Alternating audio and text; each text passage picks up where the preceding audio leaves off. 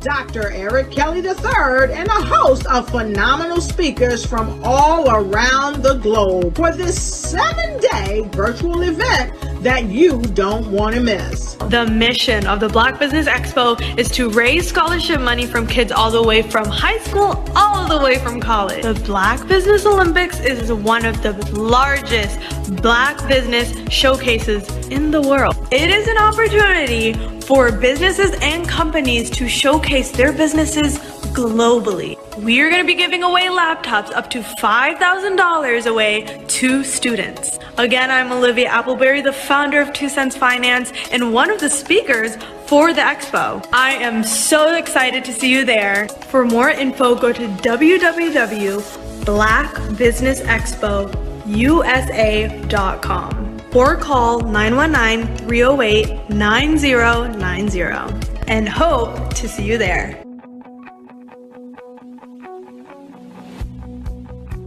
I am Black Business. From the moment I wake until the time I sleep. Yes, I am Black Business. I am Black Business. Tell me, are you Black Business? I am Black Business. Do you support Black businesses? Listen, I support Black business because I am Black Business. Black Business Expo, one of the largest business showcases in the history of Black business in the world. The world! Sign up today at www.blackbusinessexpousa.com or call 919-308-9090. I am Black Business. I am Black Business. From the moment I wake until the time I sleep, I am Black Business. I am Black Business. Are you Black Business? I am Black Business. Do you support Black businesses? I support Black business because I am Black business. Black Business Expo, one of the largest business showcases in the history of Black America in North Carolina. Sign up today at www.blackbusinessexpousa.com or call 919-380-9090. I am Black Business. I am Black Business. From the moment I wake until the time I sleep, I am Black Business. I am Black Business. Are you Black Business? I am Black Business. Do you support Black businesses? I support Black business because I am Black business. Black Business Expo, one of the largest business showcases in the history of Black America in North Carolina. Sign up today at www.blackbusinessexpousa.com or call 919-380-9090. I am Black Business. I am Black Business. From the moment I wake until the time I sleep, I am Black business. I am Black business. Are you Black business? I am Black business. Do you support Black businesses? I support Black business because I am Black business. Black Business Expo, one of the largest business showcases in the history of Black America in North Carolina. Sign up today at www.blackbusinessexpousa.com or call 919-380-9090. I am Black business. I am Black business.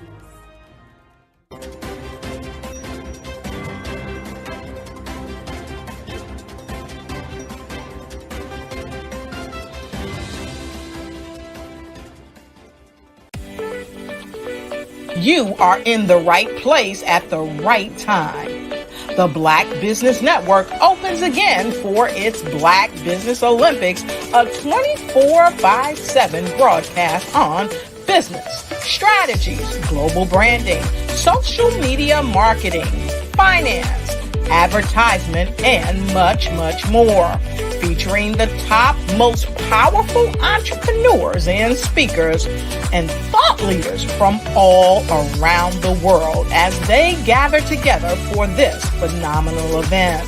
Join the Black Business Network streaming live into the metaverse, STEM City USA, Black Multiverse, Pod TV, Roku, Hulu, iHeartRadio, Apple TV, YouTube, TikTok, Instagram, Google Podcasts, Facebook, LinkedIn, IBM TV, Spotify, and Twitch.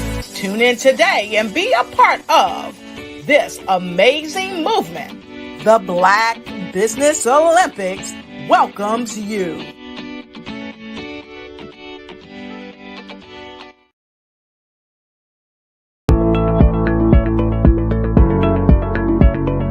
Prepare for what's coming and dominate in economic winter.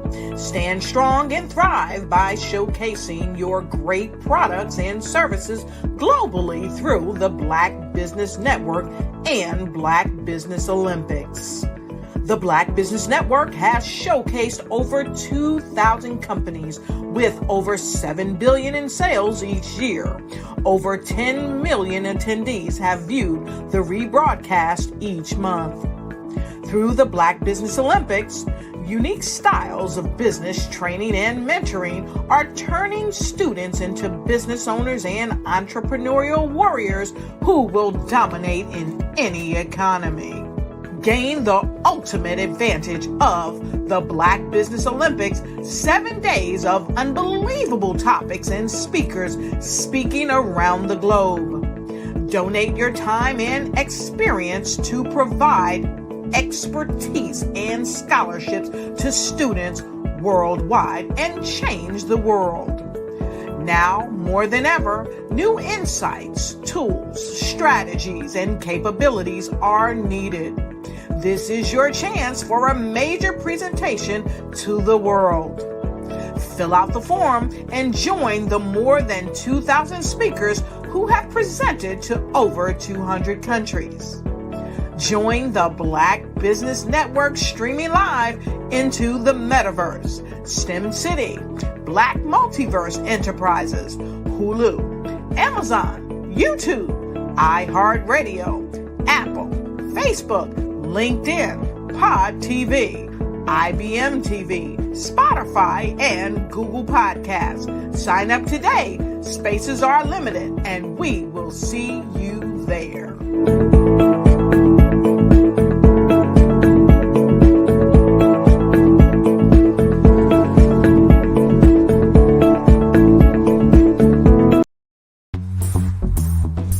Attention all entrepreneurs and companies. Are you looking for reliable and efficient virtual assistants and back office support to help you manage your business tasks? Look no further than Superwoman Business Services.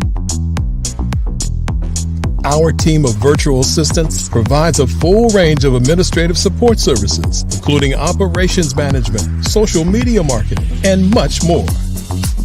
We also offer website design services to help you create a professional online presence that reflects your unique brand. In addition to administrative support and website design, we offer business development and structuring services to help you grow your business and achieve your goals. We'll work closely with you to identify areas of improvement and develop a customized plan to help you reach your full potential. At Superwoman Business Services, we understand that running a business can be overwhelming and time-consuming. That's why we're here to help you fly high and achieve success. Our virtual assistants are highly skilled, experienced, and dedicated to providing you with the support you need to thrive. Come fly with us and take your business to new heights. Let us help you become the superhero entrepreneur you are meant to be.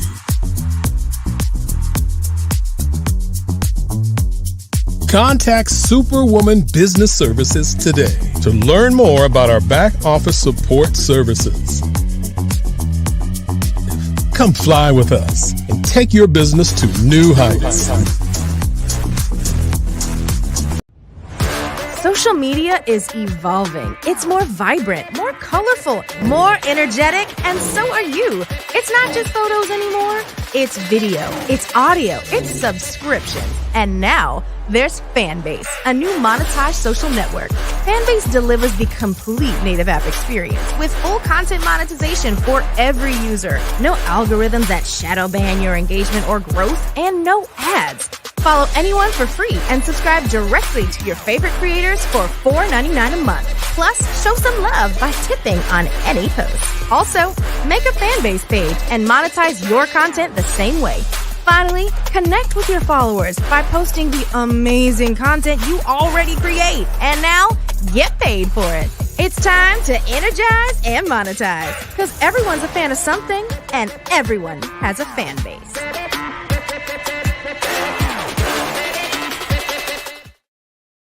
Artist to me is a creative expression of something from nothing. You know, it explodes onto the canvas, or it explodes on in my work. One of the things that I try to do more than anything is I try to just give the lines and the movements and emotions and expressions into what I do. Art really means to me a chance to express how I feel deep down inside. Most of my art begins as a thought that I might have, you know, whether it's sports, whether it's history, whether it's a woman or a man. It pretty much starts as an idea of thought before I get into the actual image of what I'm going to draw. I do a lot of historical pieces. I was a history minor in college, and I love to do history pieces. And a lot of times I'm thinking about history, and then I try to make that history impact you as you look at it. That's one of the reasons I do pictures so large. People ask me, why do I do the pictures so big? And I tell them, I want the piece to impact them as they're looking at it. To kind of dominate them, dominate their space. And most of my pieces I try to do off page. I don't try to do anything that's going to be in those four corners or in a square. And I want your imagination to be a part of the piece that you're looking at.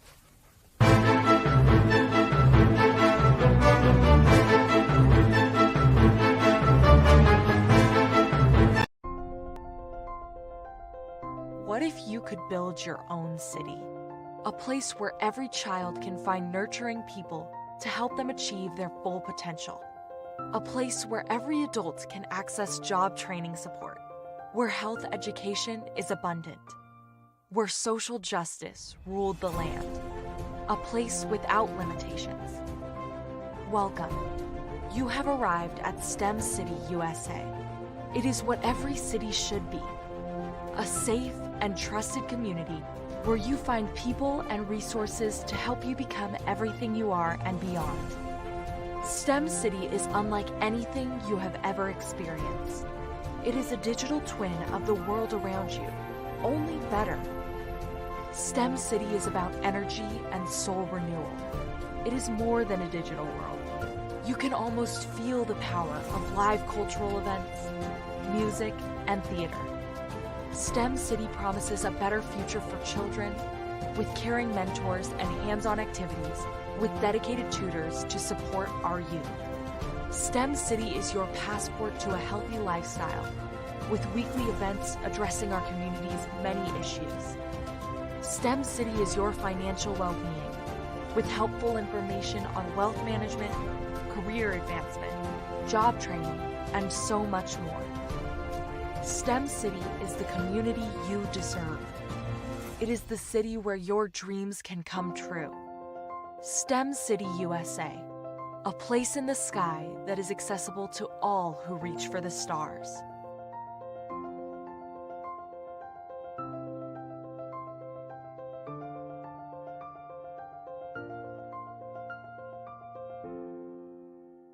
Sometimes you got to hear the news from the Black perspective, and more specifically, Black publishers. And that's exactly why you have to download the Hey Tie app, the largest mobile app delivering breaking news, videos, and podcasts from 200 of your favorite Black publishers. Yes, 200 Black publishers delivering news as it happens, literally all in one app. Go to hayti.com or download the app in the Google Play Store or Apple App Store. It's completely free, along with information that you can trust, so go check them out. Did you know women represent just 3% of Fortune 500 CEOs and less than 15% of corporate executives at top companies worldwide? Have you wondered what the secrets are to getting into the top ranks, whether in the private or public sector? Do you want to figure out how to stop being held back in your career or passed over for promotion? Then you're in the right place. Hi, I'm Dr. Madeline Ann Lewis, President and CEO of the Executive Women's Success Institute. I have decades of experience in the military, the federal government, and corporate America, and my mission is to help women succeed and tap into their full potential. I want to reach 1 million plus women around the world to become the leaders they are meant to be. So if you want to move into a management or executive level position, or maybe you are a female veteran transitioning out of the military into business entrepreneurship, then reach out to the Executive Women's Success Institute at 301-693-3284. Let us get you on the fast track to success.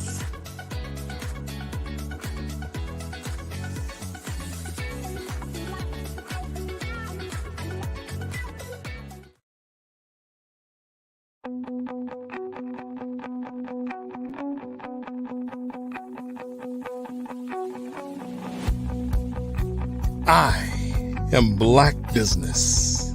From the moment I wake until the time I sleep. Yes, I am Black Business. I am Black Business. Tell me, are you Black Business? I am Black Business. Do you support Black businesses? Listen, I support Black business because I am Black Business.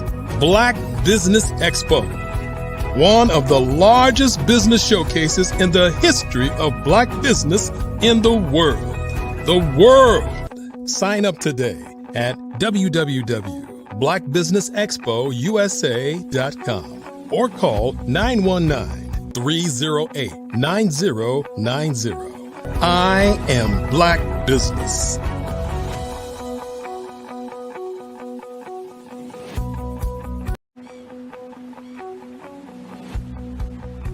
I am Black Business. From the moment I wake until the time I sleep. Yes, I am Black Business. I am Black Business. Tell me, are you Black Business? I am Black Business. Do you support Black businesses? Listen, I support Black business because I am Black Business. Black Business Expo, one of the largest business showcases in the history of Black business in the world. The world! Sign up today at www.blackbusinessexpousa.com blackbusinessexpousa.com or call 919-308-9090. I am Black Business.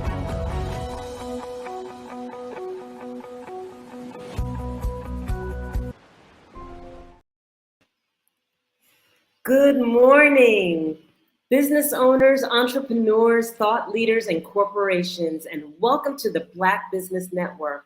My name is Dr. Enolia Foti, and I am the CEO of Enolia LLC, Director of Operations for Vision Afrique Development, co-founder of Easy Step Group Management Consulting, and CEO of Expressions of Humanity Foundation. I am your business moderator for this morning, coming to you from Luanda, the capital of Angola, Africa, on the Black Business Network. The Black Business Network is a 24-hour business network showcasing Black businesses, Black owners, entrepreneurs, and thought leaders worldwide. We have speakers from Carolina, London, Singapore, Kenya, Burundi, Japan, and cities all over the United States.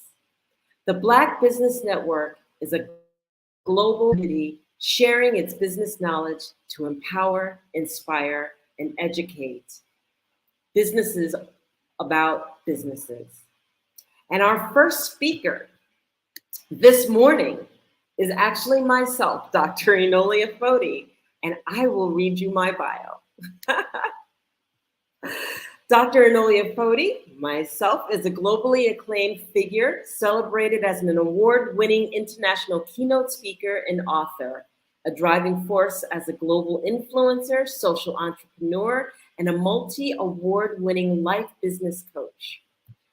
Her commitment to youth advocacy has earned her prestigious titles, including International Peace Ambassador from the United Nations, Ambassador for Human Rights by the World Assembly for Peace, and Recognition for Human Rights and Ambassador from the International Interdisciplinary Innovation Center of Life, Alliance of the People of the World.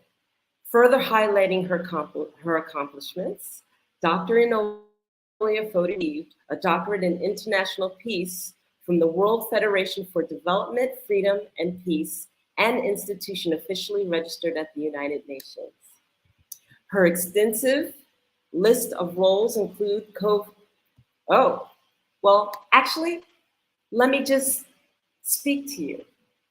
At this time, since I am the next speaker, instead of introducing just a formal me, let's get started. I am so glad to be here. Thank you to all of those who allow Black Business Network to come to fruition and to have people like myself on board. I want to share with you a little bit about myself in terms of not the accolades or not the credits that are given or acknowledged by others, but just my heart, myself, and who I am. My inspiration comes and is drawn from a rich tapestry of indigenous wisdom acquired through the tutelage of elders from the world. And my story affords me to bring forward a couple of different things business-wise.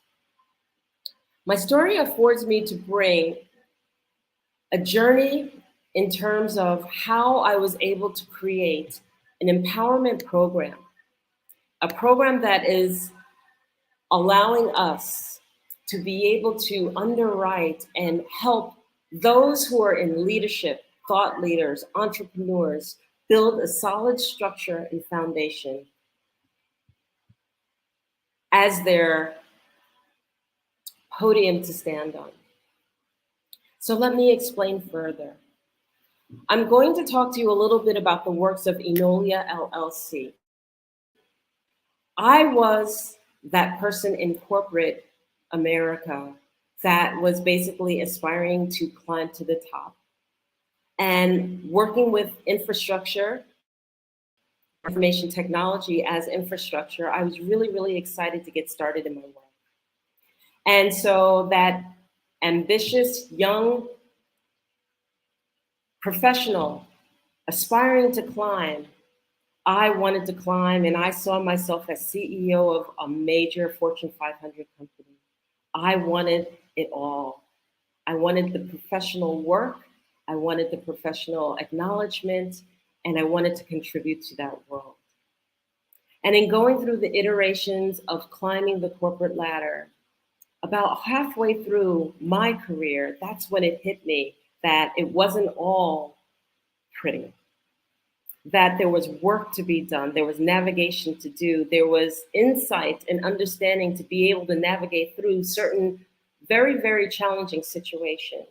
And that it was just about my work, but who I am, what I stood for, and my own integrity. I found myself questioning a lot of things. I found myself actually questioning the leadership that was actually guiding me. Everybody is human. Everybody brings to the table their differences and their differences of opinion. And what I found was that in the end, I was aspiring for people I did not want to join and did not want to be with. So when you come to a precipice in your life, when you go, okay, this isn't working for me, I would like to change. Not that I wanted to change the contribution for my work, but I wanted to change how I was contributing, how I was contributing, how I was working, who I was working with, and how it felt to me in my heart and in my soul. Because if you're not doing what you love, then you're just going through the iterations and the actions of what you feel you're supposed to be doing, and it's not fulfilling. I wanted a different way. I wanted to understand how this work that I had to do each and every day could contribute to humanity, could contribute to something very positive with the integrity that I stood for. Needless to say, that longing came with the meeting of my first Indigenous grandmother. And I want to share this journey because when I talk to you about the programs that I bring forward, the journey has everything to do with it. So as I met my first Indigenous grandmother, I introduced myself to her and I basically shared that I wanted to do something different with my life. I wanted to understand from an Indigenous perspective how life is lived, how I could contribute, how I could navigate through the world. And this particular Indigenous grandmother, Grandmother Isabel Mwaski, took me under her wing. I quickly became a prodigy of Grandmother Isabel Mwaski. And what she showed me was a way of living that saw the beauty in the world all the time, and not just part of the time.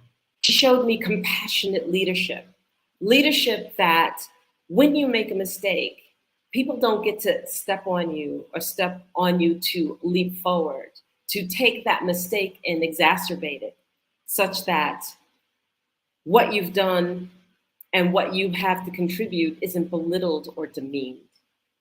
She showed me a way to live in balance with everything that was around me, how to push back the boundaries of fear, how to embrace and understand that there is so much more to life, and that each day that when I wake up, there's something beautiful to be able to envision in this world.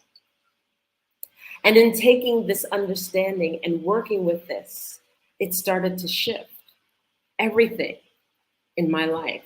It started to shift the perspective, it started to shift all that I was going through in the corporate way, and understanding that corporate had one way of thinking, and that thinking was I need to be on the center stage, and I need to be on top, and I need to be in control, and I need to be able to mark my territory. And this did not resonate with me. It did not bring that balance that I wanted to bring in terms of growing, in terms of working, and in terms of expressing myself and standing in my truth. So in introducing this Indigenous side and introducing this other way of working, it led me to a journey that I would have never expected, ever in the world. I ended up leaving corporate. I ended up picking up and moving from New York to California and then establishing my own business. I called that business Infinite Possibilities, Journey to Empowerment, because I was on a journey to find my own empowerment and to bring it forward into fruition. How many of us are in that midlife, in the middle of our careers, and then we realize that we want to do something different, but we just don't know how to transition? So for me, this was it. I was going to make this transition and I was going to make it work for me. And instead of trying to figure out what I have to do and why it has to be labeled or frameworked a certain way, what I did is I started marking down the attributes of what I liked in life, the characteristics of what I liked in work, and the characteristics I wanted to surround myself with.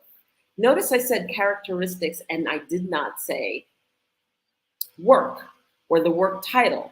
I didn't run around going, I'm going to be X or I'm going to be Y, because those are labels that are given, and it's like fitting a circle into a square peg. The square peg is already defined, and I'm this circle trying to fit into it. No, I wanted to create that which made me happy. And so when I created Infinite Possibilities, Journey to Empowerment, and I afforded myself the opportunity to embrace all that was meaningful to myself. So I knew the loves that I had of interacting with people. I knew the loves that I had in terms of allowing people to grow, to help them navigate through the problems and issues and surroundings that they had, and to understand that we already possess everything that we need in order to grow.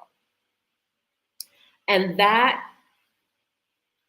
realization, that piece right there, was the piece that shifted everything for me. We constantly, as individuals, look outside of ourselves to satisfy the things. Including myself, I was looking at first outside saying, okay, I needed to improve myself this way. I needed to improve myself that way. This wasn't enough, that wasn't enough. But when we took that leap of faith, that leap of changing everything in my life, it was when I finally sat down and said, I have everything I need in order to fulfill what it was I was looking for.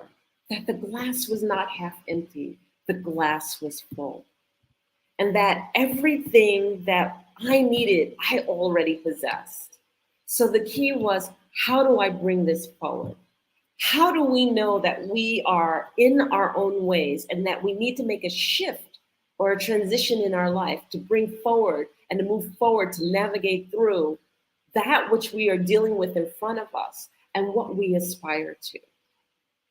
I share this journey because I wanted to take the opportunity to share Empower, Achieve, Succeed through Self-Mastery, a methodology that I created in order to be able to assist and help those individuals who want to make a shift or change in their life such that they are able and capable of doing so.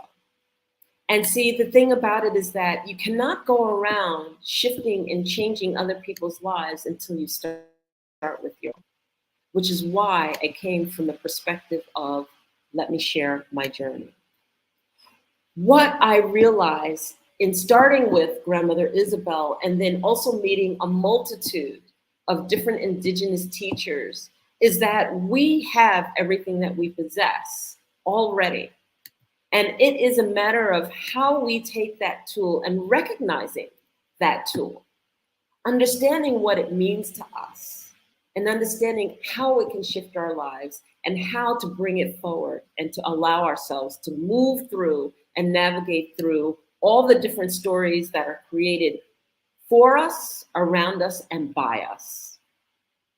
So I want to speak with you about the 7 principles of self-mastery, how to master self, how to work mastery of what it is you need to know to create a strong foundation, a foundation that lays forward such strength that no matter what type of leadership you're in, no matter what circumstance you're in, whether you're an entrepreneur, a thought leader, or a corporate figurehead, that you are working with a strong and solid foundation.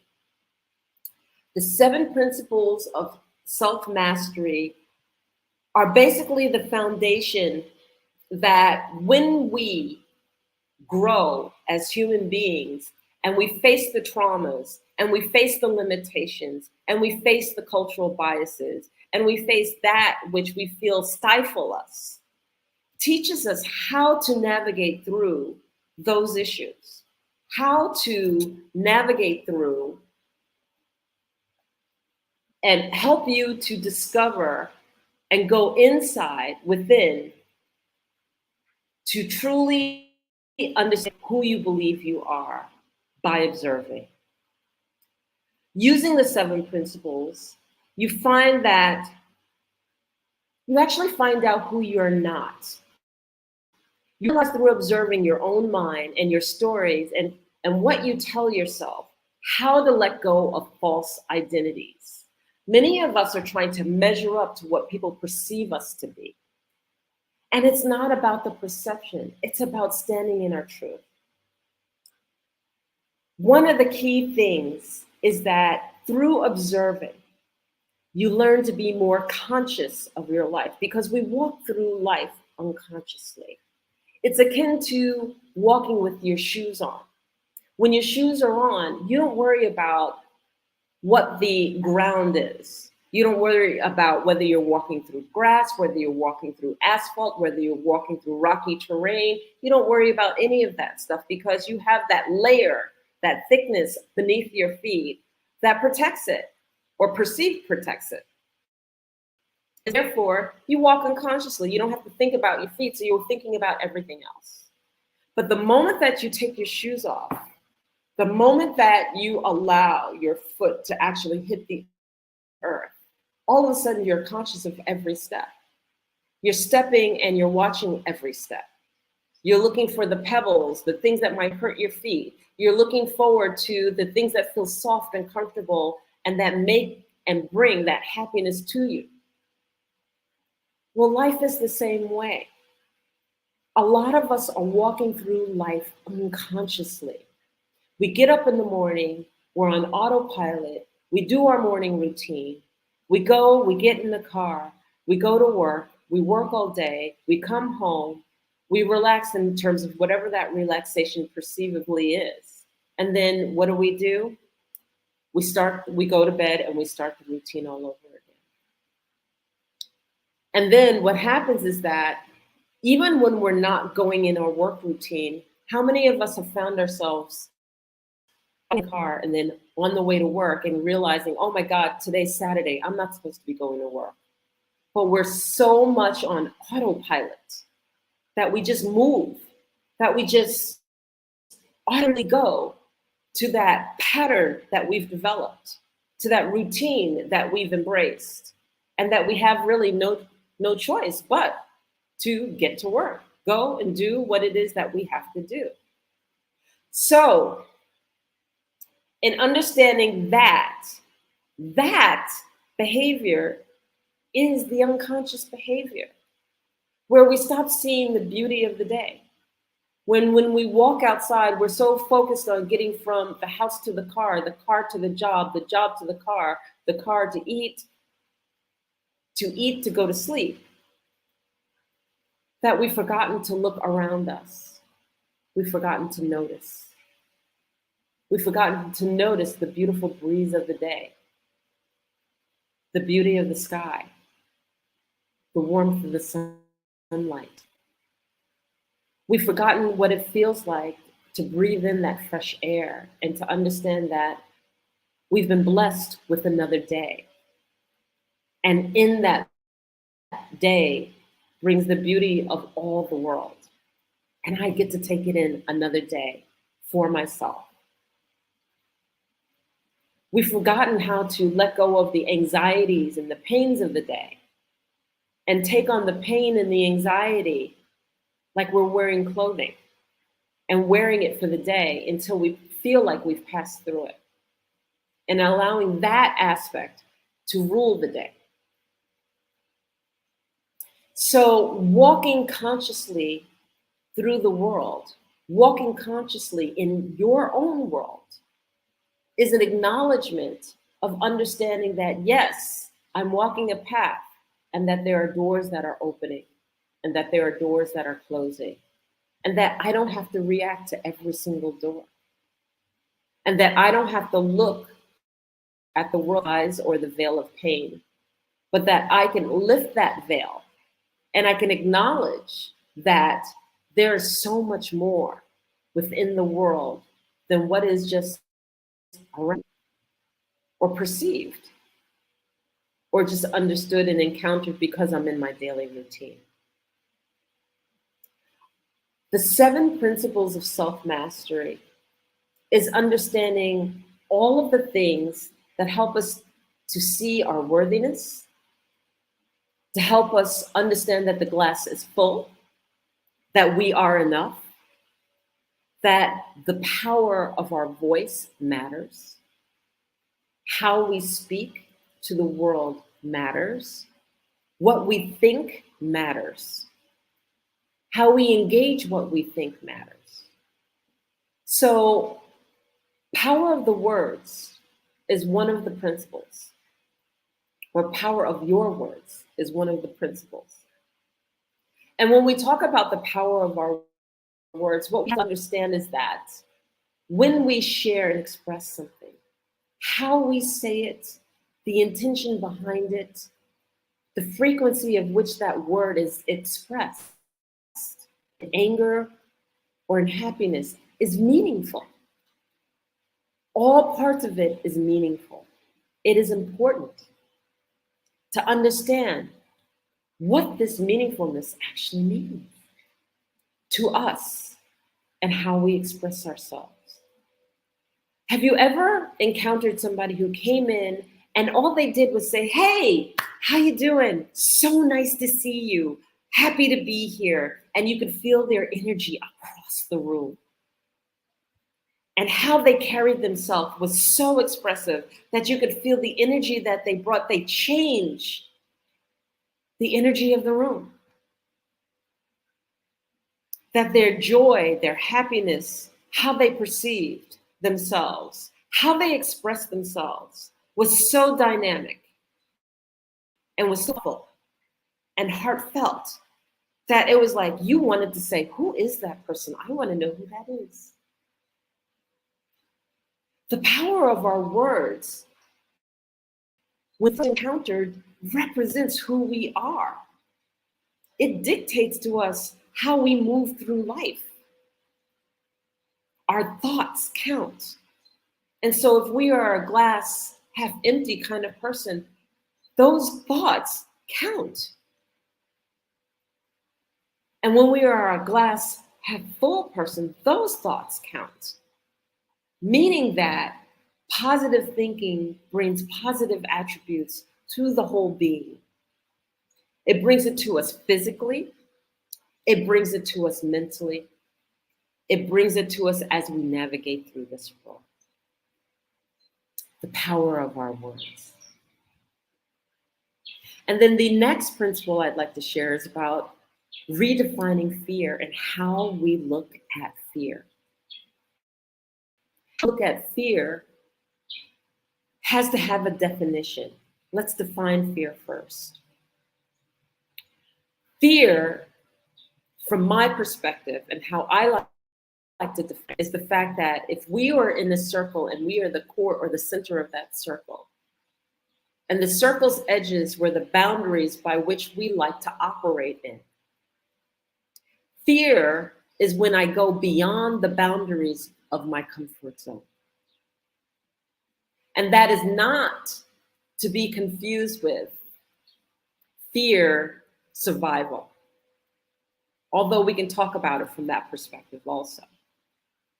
Because some people will say, oh, well, there are healthy fears, that there are certain things you should fear. And I would say that any kind of fear is not healthy, because the bottom line is that fear as an emotion paralyzes you.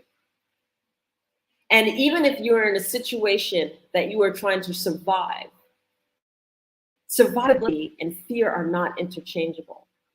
Survivability means that you're in a challenging situation or circumstance and you're afraid and you have to survive and navigate through that circumstance.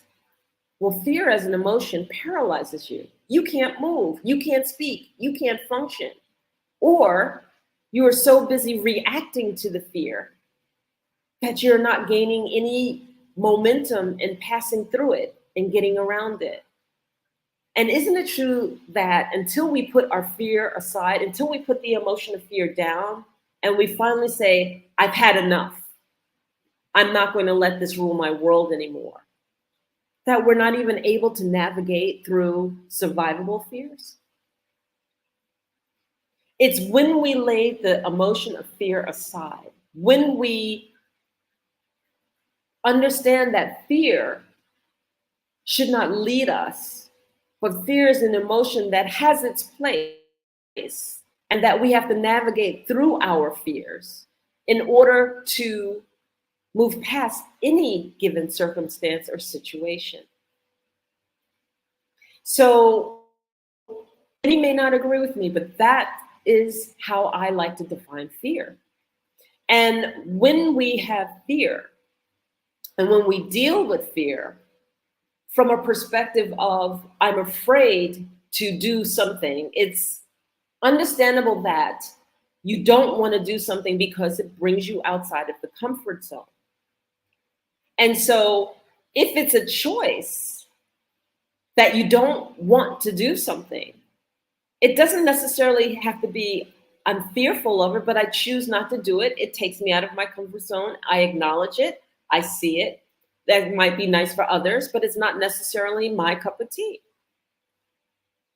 And choosing not to do something because you just don't like it is different than I'm afraid to do anything, or I'm afraid to do everything, or I'm afraid to move past this particular boundary. A lot of times that emotion, when we overcome our fears and when we surpass that boundary that we are comfortable in, we basically are confronting the emotional sense of fear, saying that I will no longer let that aspect rule when it comes to this particular situation or circumstance. And we confront it. And we push the boundaries outwardly more. And we're able to move past the fears. Or we're able to make that which was uncomfortable, comfortable. We deep dive into fear and what makes you afraid and where the trauma of the fear came from. Because fear is learned. Fear is learned. The next principle I'd like to introduce is that of judgment, and the fact that we can redefine judgment. Judgment is an aspect that we go through. We project it, we receive it, and how we choose to receive it dictates whether we give our way to it or not. You see, everyone has a thought or a process by which they like to say, I like that, I don't like that. I like this, I don't like this. And that's standard for everyone.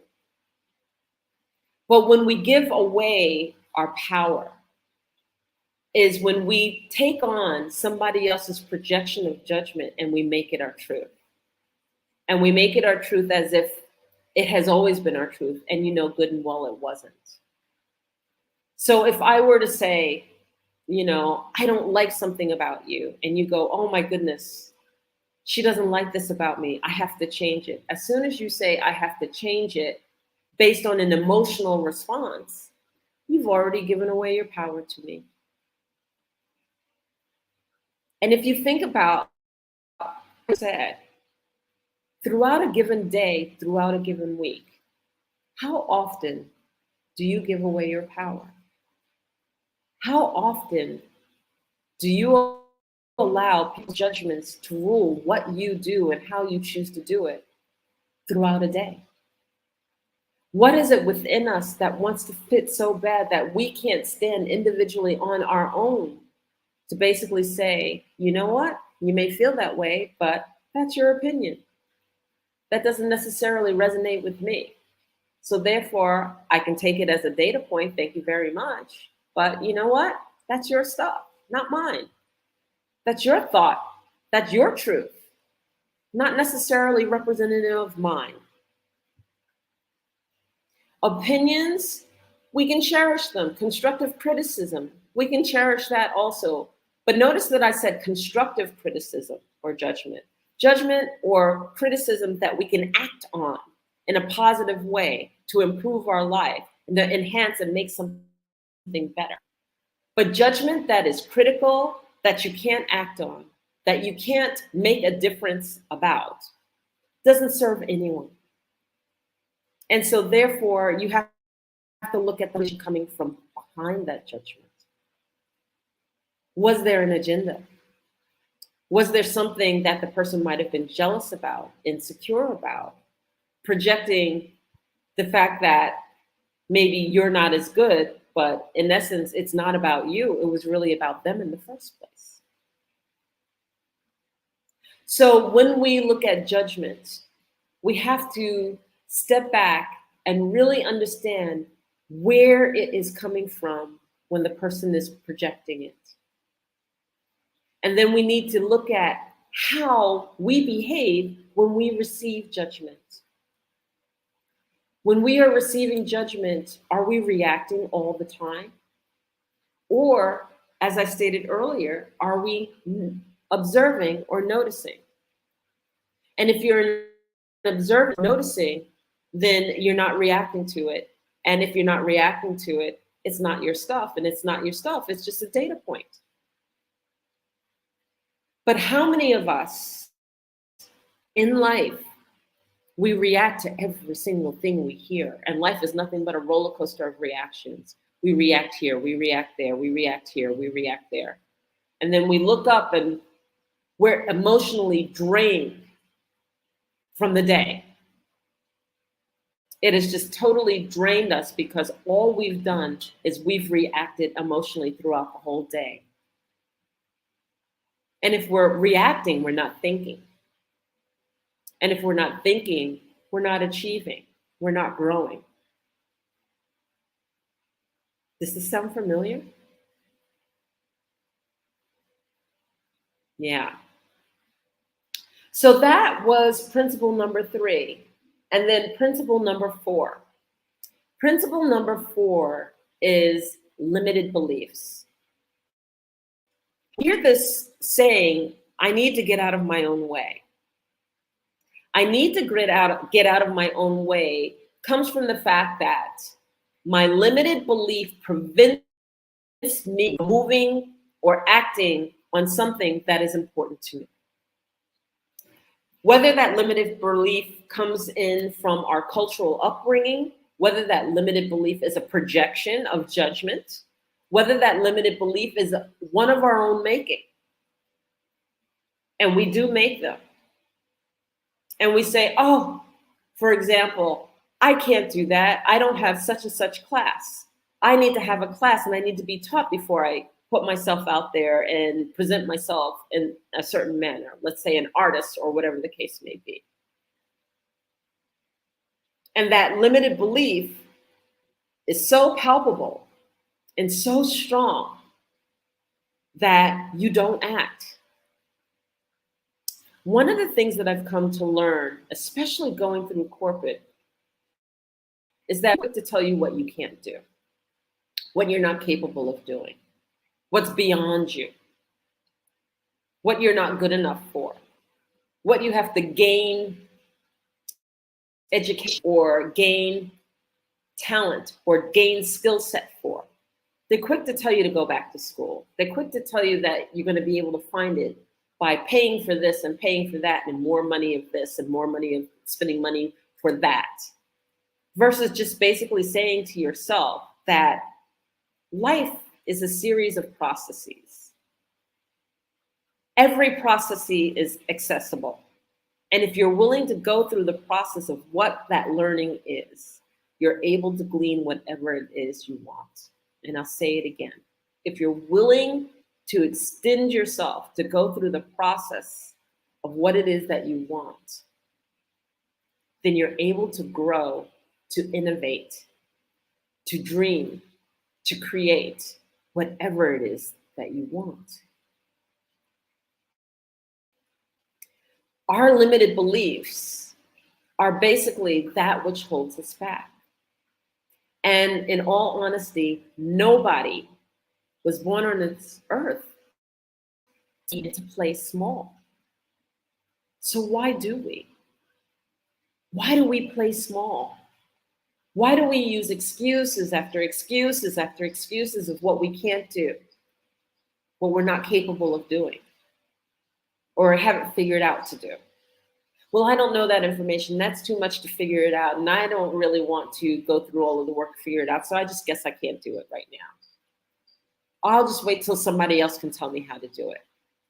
We need to be able to motivate and inspire ourselves to put in the work, to do what it takes, and then to lift the limiting belief.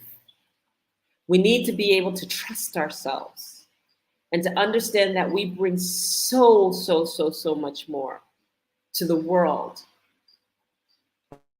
by just being us and by having the motivation or the inspiration that we're capable of doing so much and contributing so much to this world.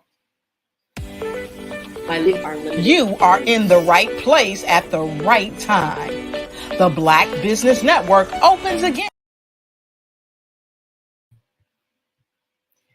So in understanding that piece and understanding how important that is,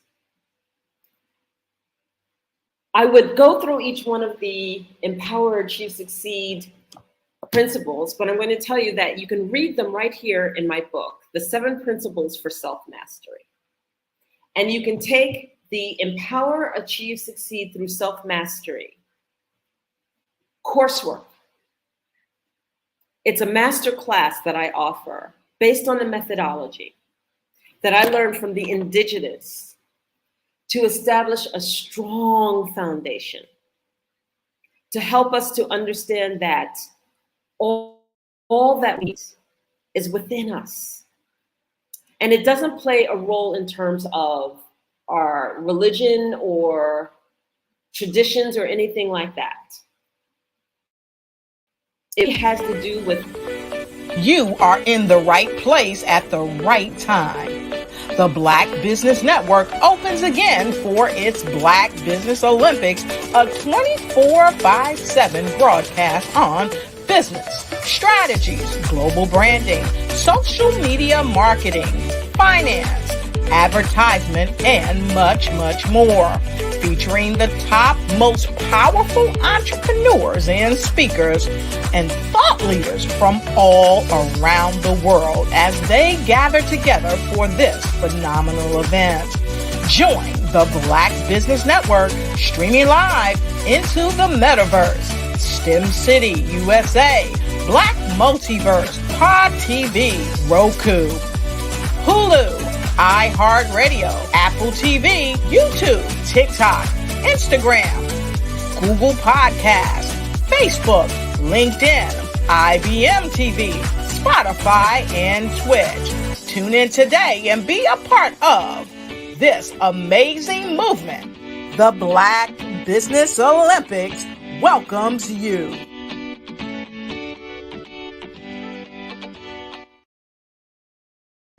The Black Business Network and Black Business Olympics are essential platforms for Black business owners globally. They provide the tools and support you need to succeed in today's competitive marketplace. Join us today as we collaborate together with businesses from around the world to support our children, students, and young future entrepreneurs, Black businesses and corporations. We raise funds for students going to college and young entrepreneurs who are aspiring to be business owners, and we invite you to be a contributor today. Visit the website www.blackbusinessexpousa.com to connect with and learn more about how the Black Business Network and Black Business Olympics can help you not only share your amazing business story to businesses, but also serve future generations. Hello, my name is David Jones, CEO and co-founder of the Hello LLC, where we help businesses build a culture, brand an experience, and leverage technology to pivot into Web3. Join the Black Business Network streaming live into Roku, Metaverse, STEM City, Black Multiverse Enterprises, Hulu, YouTube, iHeartRadio, Apple, Facebook, LinkedIn, Spotify, Twitch, and Google Podcasts. Tune in, turn on, and let's thrive.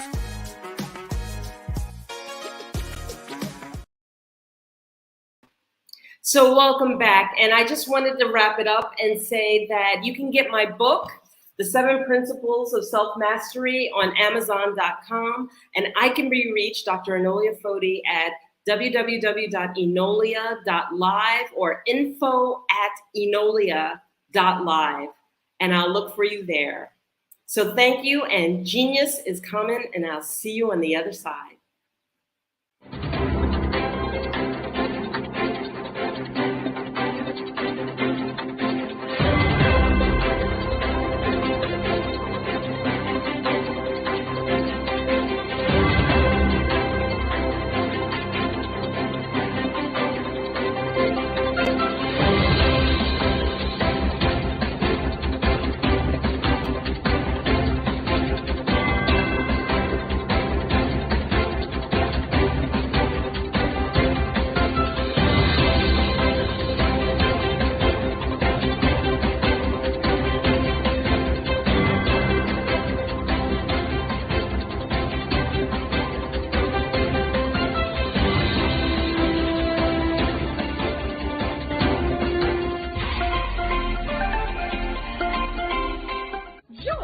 Dr. Eric Kelly III and a host of phenomenal speakers from all around the globe for this 7-day virtual event that you don't want to miss. The mission of the Black Business Expo is to raise scholarship money from kids all the way from high school, all the way from college. The Black Business Olympics is one of the largest Black business showcases in the world. It is an opportunity for businesses and companies to showcase their businesses globally. We are going to be giving away laptops up to $5,000 away to students. Again, I'm Olivia Appleberry, the founder of 2 Cents Finance and one of the speakers for the expo. I am so excited to see you there. For more info, go to www.blackbusinessexpousa.com or call 919-308-9090 and hope to see you there. I am Black Business. From the moment I wake until the time I sleep. Yes, I am Black Business. I am Black Business. Tell me, are you Black Business? I am Black Business. Do you support Black businesses? Listen, I support Black business because I am Black Business. Black Business Expo, one of the largest business showcases in the history of Black business in the world. The world! Sign up today at www.blackbusinessexpousa.com or call 919-308-9090. I am Black Business. I am Black Business. From the moment I wake until the time I sleep, I am Black Business. I am Black Business. Are you Black Business? I am Black Business. Do you support Black businesses? I support Black business because I am Black Business. Black Business Expo, one of the largest business showcases in the history of Black America in North Carolina. Join Dr. Eric Kelly III and a host of phenomenal speakers from all around the globe for this 7-day virtual event that you don't want to miss. The mission of the Black Business Expo is to raise scholarship money from kids all the way from high school, all the way from college. The Black Business Olympics is one of the largest Black business showcases in the world. It is an opportunity for businesses and companies to showcase their businesses globally. We are going to be giving away laptops up to $5,000 away to students. Again, I'm Olivia Appleberry, the founder of 2 Cents Finance and one of the speakers for the expo. I am so excited to see you there. For more info, go to www.blackbusinessexpousa.com or call 919-308-9090 and hope to see you there. I am Black Business. From the moment I wake until the time I sleep. Yes, I am Black Business. I am Black Business. Tell me, are you Black Business? I am Black Business. Do you support Black businesses? Listen, I support Black business because I am Black Business. Black Business Expo, one of the largest business showcases in the history of Black business in the world.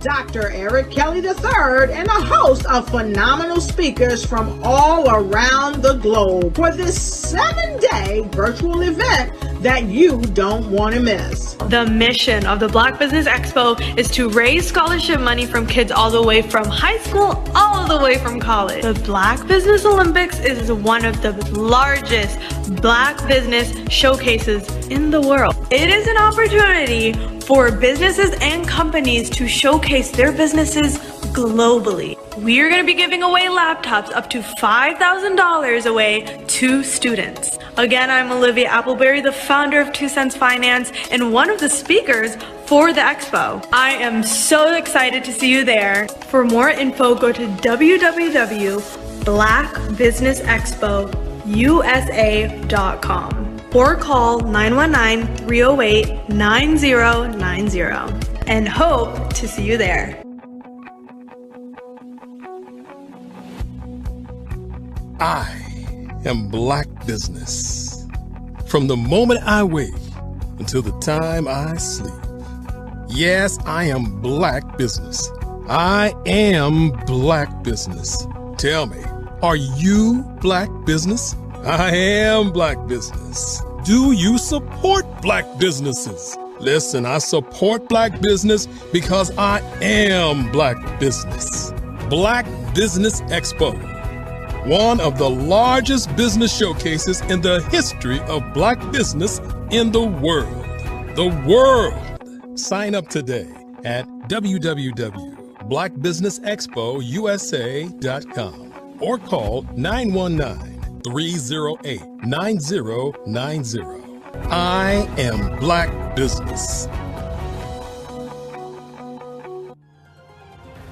I am Black Business.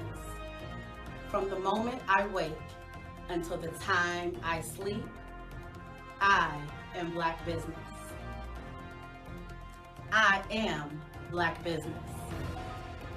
Are you Black business? I am Black business. Do you support Black businesses? I support Black business because I am Black business. Black Business Expo, one of the largest business showcases in the history of Black America in North Carolina. Sign up today at www.blackbusinessexpousa.com or call 919-380-9090. I am Black business. I am Black business. From the moment I wake until the time I sleep, I am Black business. I am Black business. Are you Black business? I am Black business. Do you support Black businesses? I support Black business because I am Black business. Black Business Expo, one of the largest business showcases in the history of Black America in North Carolina. Sign up today at www.blackbusinessexpousa.com or call 919-380-9090. I am Black business. I am Black business. From the moment I wake until the time I sleep, I am Black business. I am Black business. Are you Black business? I am Black business. Do you support Black businesses? I support Black business because I am Black business. Black Business Expo, one of the largest business showcases in the history of Black America in North Carolina. Sign up today at www.blackbusinessexpousa.com or call 919-380-9090. I am Black business. I am Black business.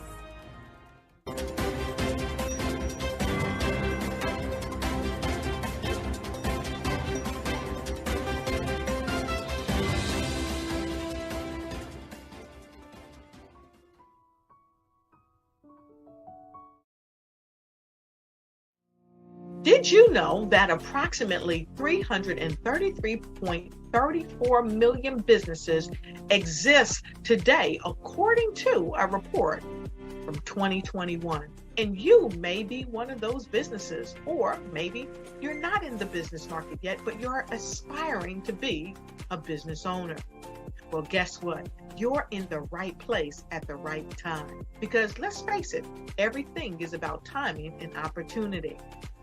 Hi, my name is Dr. Lotus Richey, and I'm the CEO and founder of the Lotus Richey Coaching and Consulting LLC, along with the Lotus Richey Ignite Show. 15 minutes of success with Dr. Lotus Richey, as well as books to boom your business and bring who you are.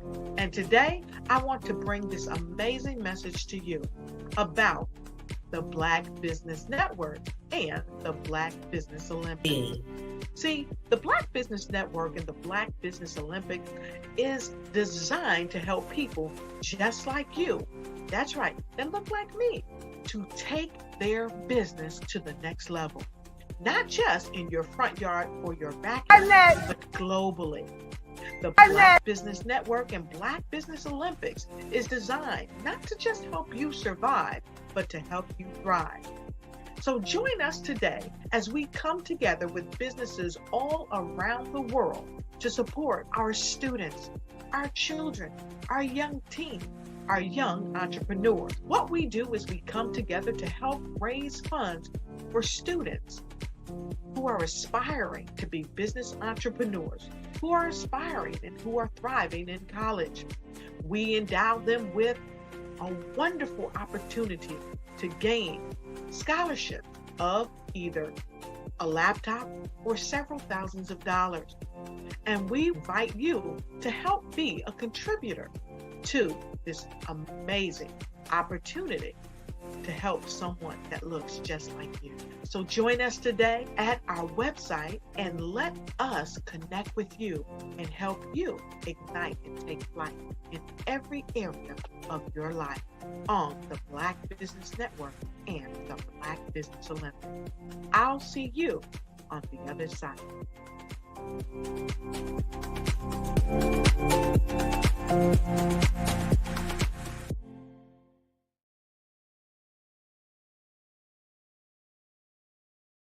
Diners, and then everybody says, "Oh, this is my sixth year." And "Oh, this is my fourth year." Shout out to New York. We're in New York in like 7 hours. Oh my gosh, yes, we have a 6:58 flight. So we gotta go home. We gotta go. We gotta go. Let me tell you something. Every single person that's come through the store has spoke so highly of you, and what a great event this is. Yes. I'm representing DJ Darryl, who is a platinum producer.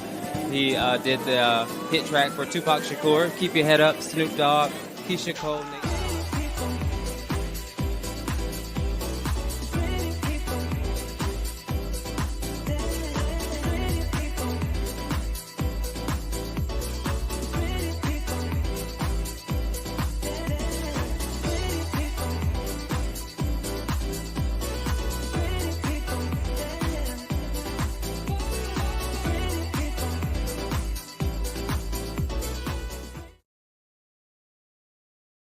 Hey, it's your girl Colette V. Smith. The V is for victory.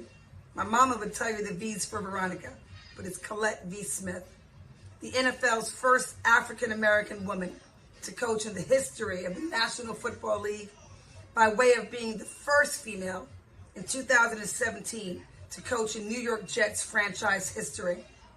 Today, I'm the founder of Believe in You Incorporated. Believe in You Incorporated.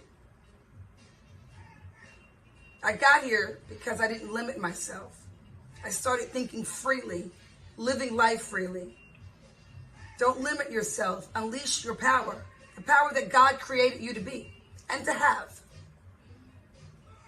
I got here because I didn't just follow a path. I created my own. You can do the same thing. You know why I know this? Because genius is common.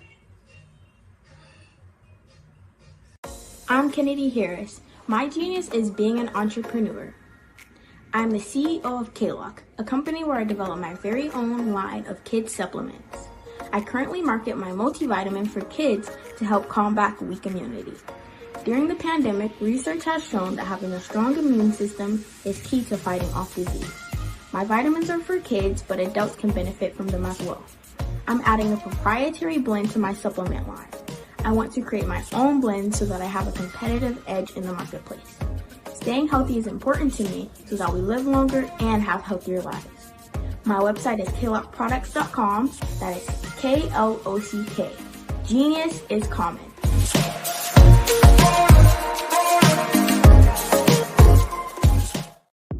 The Black Business Network and Black Business Olympics are essential platforms for Black business owners globally.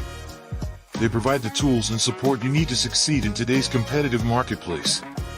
Join us today as we collaborate together with businesses from around the world to support our children, students, and young future entrepreneurs, Black businesses and corporations. We raise funds for students going to college and young entrepreneurs who are aspiring to be business owners, and we invite you to be a contributor today. Visit the website www.blackbusinessexpousa.com to connect with and learn more about how the Black Business Network and Black Business Olympics can help you not only share your amazing business story to businesses, but also serve future generations. Hello, my name is David Jones, CEO and co-founder of the Hello LLC, where we help businesses build a culture, brand and experience and leverage technology to pivot into Web3. Join the Black Business Network streaming live into Roku, Metaverse, STEM City, Black Multiverse Enterprises, Hulu, YouTube, iHeartRadio, Apple, Facebook, LinkedIn, Spotify, Twitch, and Google Podcasts. Tune in, turn on, and let's thrive.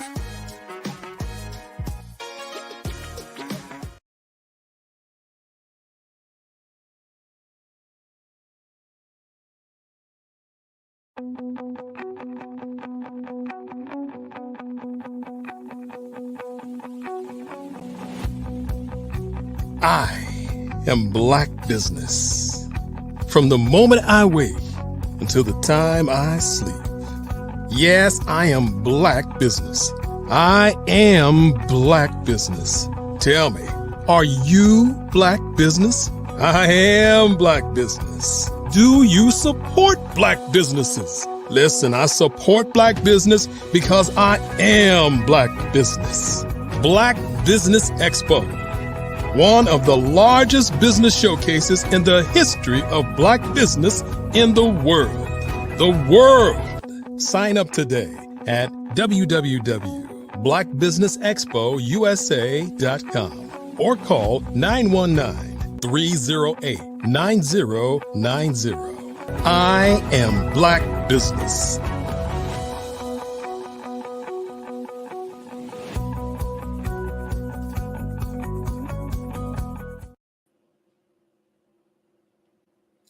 Good afternoon, business owners, entrepreneurs, thought leaders, and corporations. Welcome to the Black Business Network. My name is Dr. Tabitha Russell. I am your business moderator for this afternoon on the Black Business Network. The Black Business Network is a 24-hour business network showcasing Black businesses, business owners, entrepreneurs, and thought leaders worldwide. We have speakers from North Carolina, London, Singapore, Africa, Japan, and cities all over the United States. The Black Business Network is a global community sharing its business knowledge to empower, inspire, and educate businesses about business. Our speaker on today is Coach Kim Williams. She is an international leadership strategist and thought leader coach. As a coach, she develops you and your staff so that you can enhance your retention rate. A lifelong student of the Kingdom of God's principle of business, that has coined her as an organization's heaven. She uses emotional intelligence and mission mapping to curate results that grossly increase your earnings. Her life passion is providentially analyzing and organizing your mission statement and processes to equip your company with the tools that keep you at the front of the line of your niche. I present to you Coach Kim Williams. It's so good to be here. How are you today? I am fantastic. Thank you so much for being here on today. Just know that genius is common, and I'll see you on the other side. And thank you, Dr. Tabitha Russell, for such an amazing introduction. As you heard, I am the phenomenal Coach Kimberly Williams.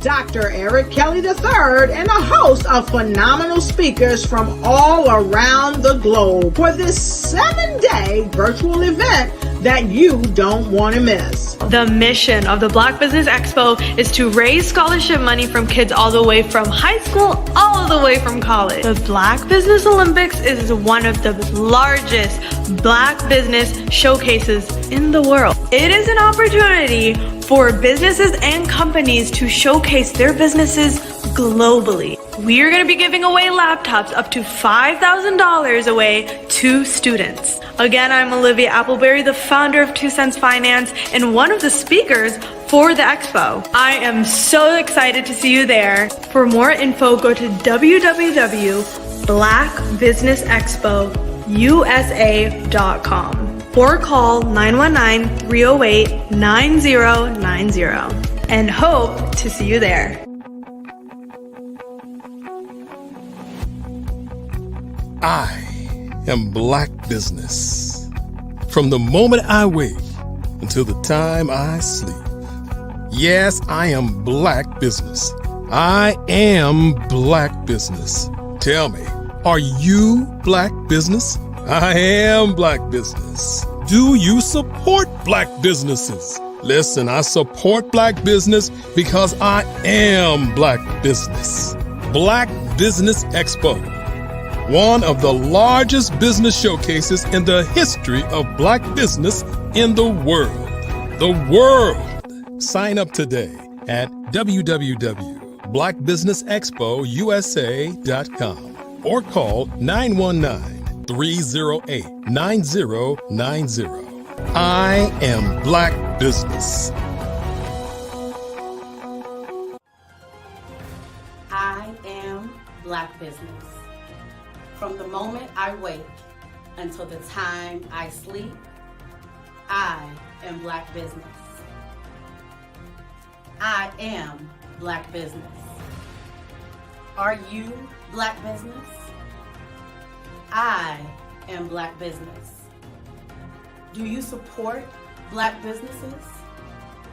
I support Black business because I am Black business. Black Business Expo, one of the largest business showcases in the history of Black America in North Carolina. Sign up today at www.blackbusinessexpousa.com or call 919-380-9090. I am Black Business. I am Black Business. From the moment I wake until the time I sleep, I am Black Business. I am Black Business. Are you Black Business? I am Black Business. Do you support Black businesses? I support Black business because I am Black business. Black Business Expo, one of the largest business showcases in the history of Black America in North Carolina. Sign up today at www.blackbusinessexpousa.com or call 919-380-9090. I am Black Business. I am Black Business. From the moment I wake until the time I sleep, I am Black Business. I am Black Business. Are you Black Business? I am Black Business. Do you support Black businesses? I support Black business because I am Black business. Black Business Expo, one of the largest business showcases in the history of Black America in North Carolina. Sign up today at www.blackbusinessexpousa.com or call 919-380-9090. I am Black Business. I am Black Business.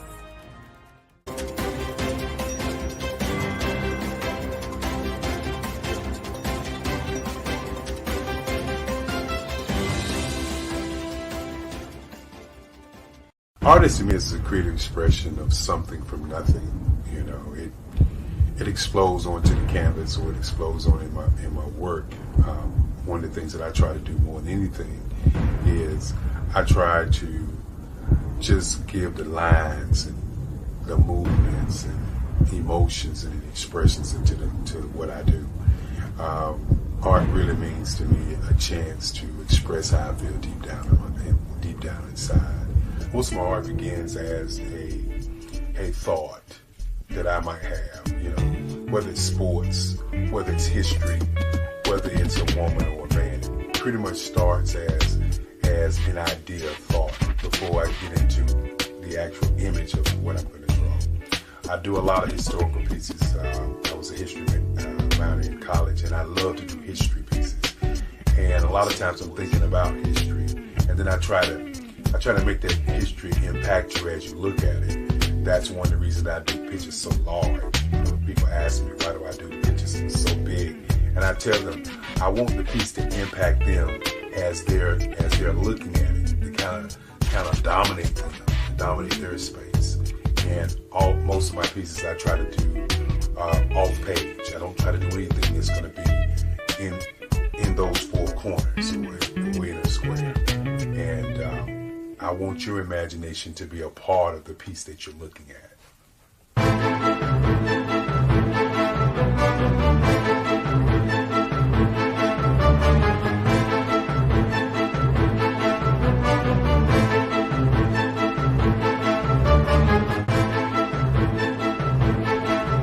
The way I feel when I'm drawing, when I'm creating something, is I feel free.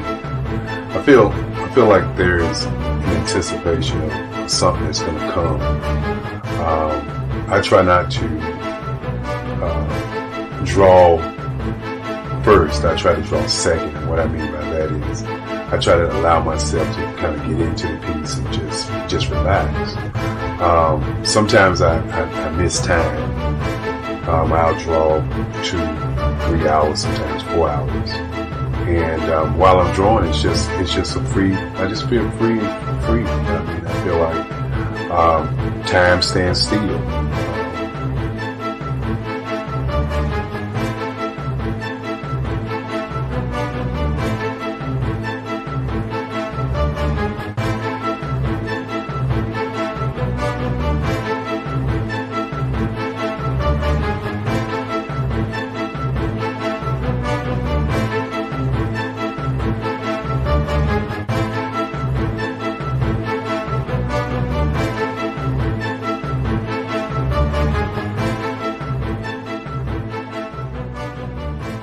That's what it's all about in terms of the lines and the colors of my work, is to get an expression, to go deeper and past just what you see on the surface, but to go in and try to find an expression that everybody gets a different taste of what that expression is, whether it's anger or whether it's being happy or whether it's being, kind of calm or nonchalant. That expression that people take away from the piece is the most important part of what I do as an artist. Bold is the size of my pieces, where I try to do the piece larger than life, to kind of push forward toward you. That's what the boldness is all about. It's not so much about the lines, it's about the size.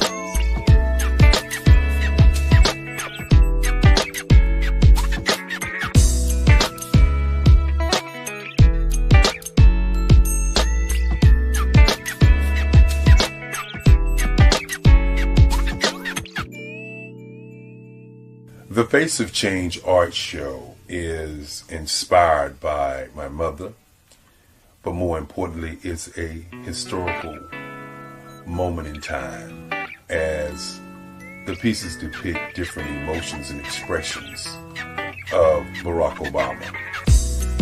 The 44th president is indicative of the 44 pieces of art that I have done in this particular collection. When you begin to think about expressions and portraits, this is a portrait gallery of expressions of what transpired as Barack Obama ran for office. Some of the pictures are abstract and some are expressionistic. And I combined both of those forms of art to create this collection of art pieces.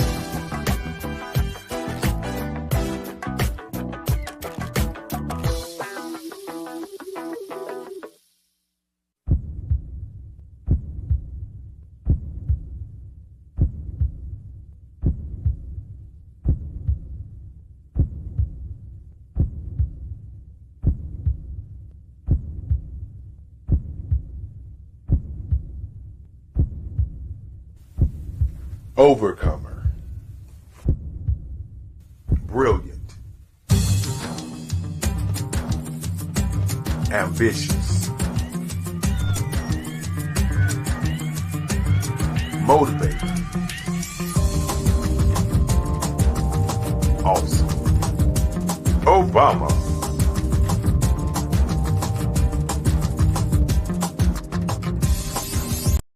I am from Washington, D.C., but I was raised in Durham, North Carolina.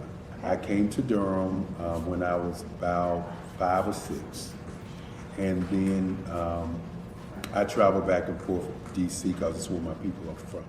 One of the unique things about my family is my mother, she's also an artist. She does quilting, and she does a lot of artistic things. And then my son, he draws with both hands, his right hand and his left hand, like I do. So that's kind of a family trait. And then my other son, he's a videographer, and my daughter, she works, she's a regional vice president for Sunglass Lab. When you start out drawing and sketching, you want to continue to explore, you know, each avenue. I do pastels, I do pen and ink, I do painting, I do acrylics. I haven't done oils yet, but I try to do all facets of art. What I say to a lot of times to people is, you know, you can't put yourself in a box when you're an artist. You have to explore. And over the course of my life, I've tried to explore different mediums. I also do sculpture as well. I choose my subjects by the intensity that they have in their faces, or the intensity that somebody is moving, because I do more than portrait drawings. I also do I do abstract, and then I do figurative drawing also. What happened in this particular show is that I started out trying to come up with something that would be a little bit different than what everybody else is doing. So I was working on a Barack Obama show, and they wanted me to do some paintings of Barack. And so what I did was, because of the deadlines, I kind of did it kind of fast. And then I realized when I was doing it fast, I enjoyed it. And so then I started doing other pieces the same way, and I started to enjoy those pieces also. And so I came up with this particular style, and it's a style of lines and colors. And what's interesting is that when I was in college, I did a show called Lines, Colors, and I talked about the boldness of the blacks, the hotness of the whites, and this is how this has come about, you know, later on in my life. And the colors comes from a lot of the entertainers that I work with, where they wear different colors. They don't wear, you know, your plain reds or your whites. They wear different colors, and so that's also another piece of what's giving me the colors. The subtitle of this show is Faces That Speak Life. That's real critical.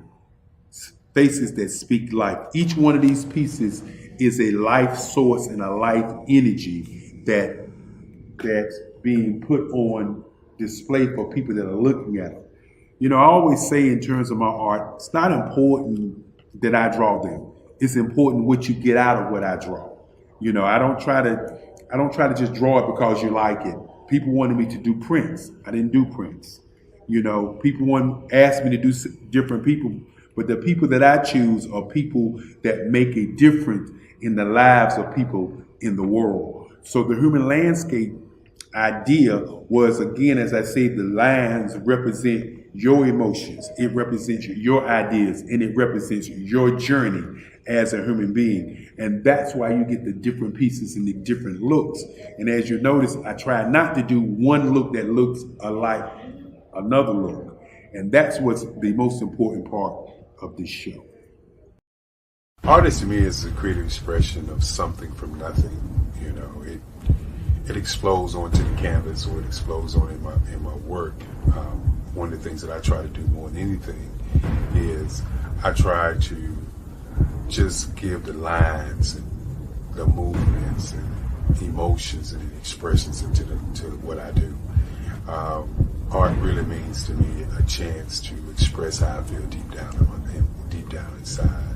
most of my art begins as a thought that I might have, whether it's sports, whether it's history, whether it's a woman or a man. It pretty much starts as an idea of thought before I get into the actual image of what I'm going to draw. I do a lot of historical pieces. I was a history minor in college, and I love to do history pieces. And a lot of times I'm thinking about history, and then I try to make that history impact you as you look at it. That's one of the reasons I do pictures so large. People ask me, why do I do the pictures so big?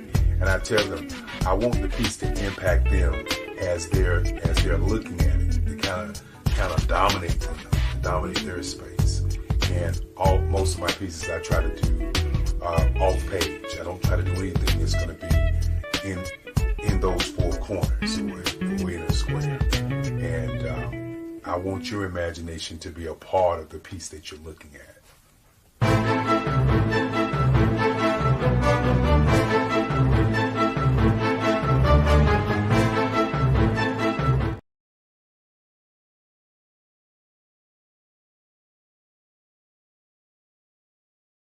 Absolutely. So our coaching program help people that have the lack of time, that lack strategies, and lack the confidence to go after their dream life. So we help them implement tools. We help them implement, I love to leave the inherited lack of finances or the education behind finances. But it wasn't until I lost my firstborn, my only son, that life changed for me.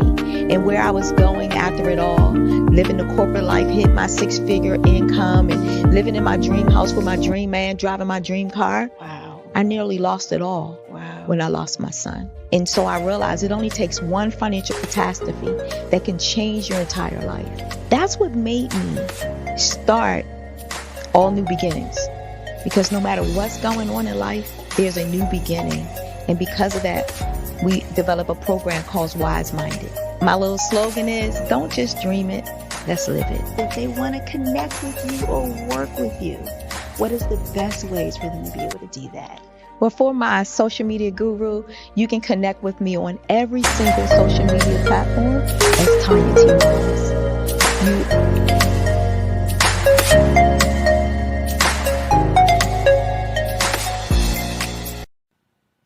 Hello, my name is Kiasi Helm and I'm 14 years old. I think my genius would probably have to be setting goals and achieving them.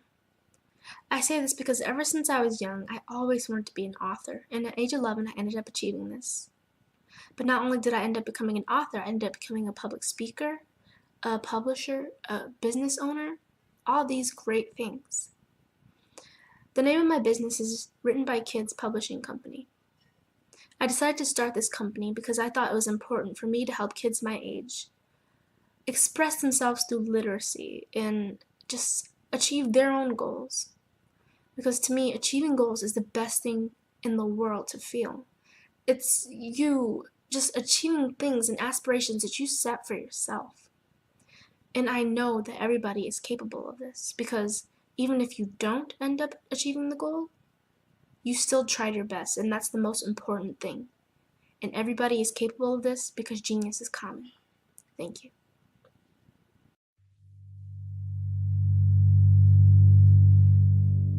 So what we have to do is when we get in the spot, we need to create some spots for us. That's the main thing. We need to be able to be in a position where we're able to create those spots for us. For me, being an entrepreneur, I'm not just going to get a business and then leave you sitting high and dry. If you ask me some questions about entrepreneurship, I'm going to give you as much as I received. I've seen people who made it, and then when you ask them, it's like, okay, now you have to pay me for the information, the same information I got for free. We probably in totally different cities. There's no way that we're going to bump heads or anything. We're not competing. Bring me up with you. And so I just think that whatever education that I have, then I need to be able to give that to my own as well. So create the spots. You can create the spots when you get there.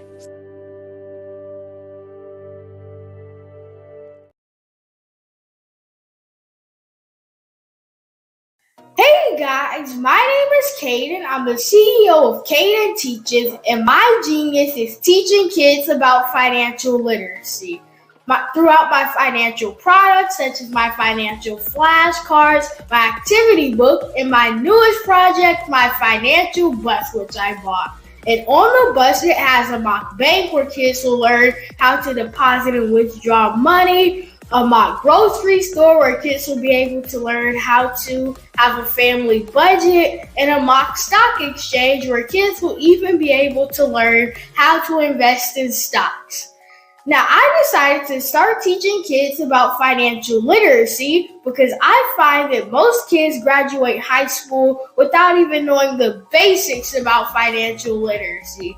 And I feel if I were to teach kids about financial literacy, that I would be able to help kids tap into their genius. And I actually learned about financial literacy to my dad because I would go to business meetings with him and I would always see that they were talking about financial literacy. And at that point, I didn't understand what financial literacy was. So I took it upon myself to learn about financial literacy and teach it to kids in a way that they could understand. But I want you guys to help me help kids tap into their genius by going to my website, cadenteaches.com, and you can sew into me in my financial bus by going to my GoFundMe link. And remember, if Caden can, you can too, because genius is common.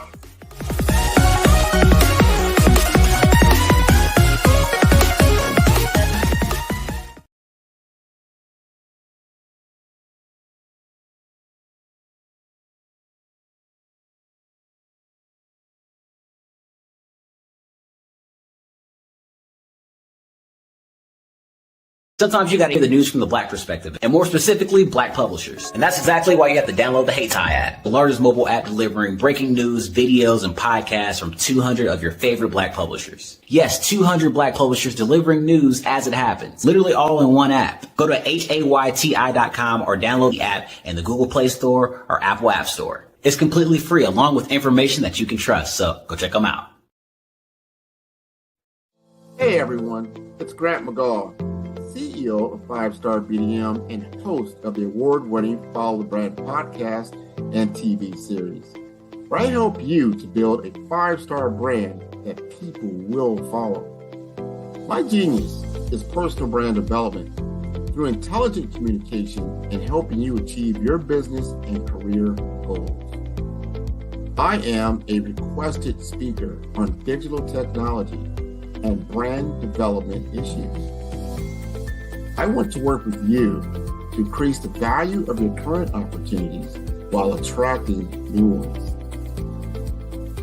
Every one of you is unique, and we all share challenges that can be addressed through smart branding. As a super connector, I work with you as an executive coach to guide you along the complicated business and career development road, providing the enhancement tools and information you need to succeed. Together, I will help you succeed in today's challenging business climate. I will evaluate and measure your progress.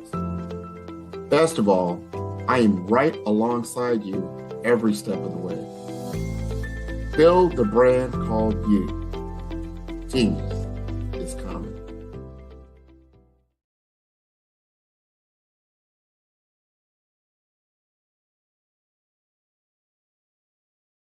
Follow the Brand TV broadcast host, Grant McGaw, as he visits with top executives and entrepreneurs to find out their secrets of success with their personal brand. Follow the Brand TV broadcast host as he focuses on brand development to build better relationships, bring value to your business, relationships, and career. You will enjoy listening to each episode that is tailored to speak to you directly. If you're looking for this type of clarity in terms of building your brand, you have tuned into the right station. Each episode will help you to shape a conversation in the 5-Star BDM network of 20,000 professionals and become a springboard for your corporate engagement and business opportunities. Each guest will frame their story in the areas of personal branding, business development, career development, financial empowerment, and technology innovation. Grant McGaugh explains why he is the CEO and owner of his own professional career. Grant is an accomplished business leader and entrepreneur who wants to give back to individuals to grow their personal brand strategy. Tune in as he weaves his story about new possibilities, while to you exceed expectations. If you love storytelling, this show will make for fun.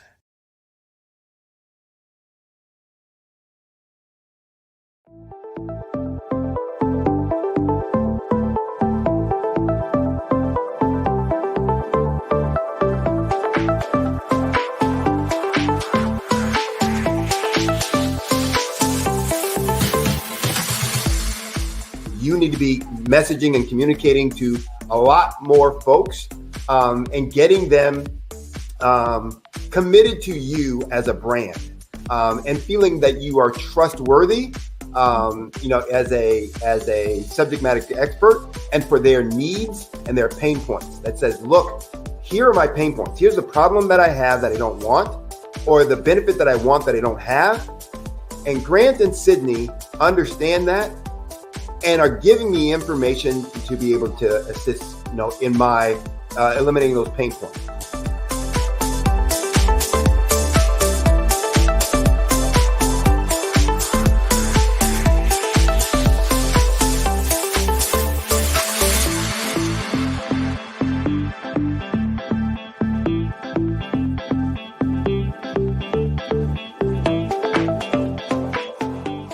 You're going to get a lot out of this workshop. We're going to show you ways that you can begin to look at this particular problem, that you can apply different formulas, techniques, and skills. We're going to get you to that next level. And then you'll understand the value that we're bringing.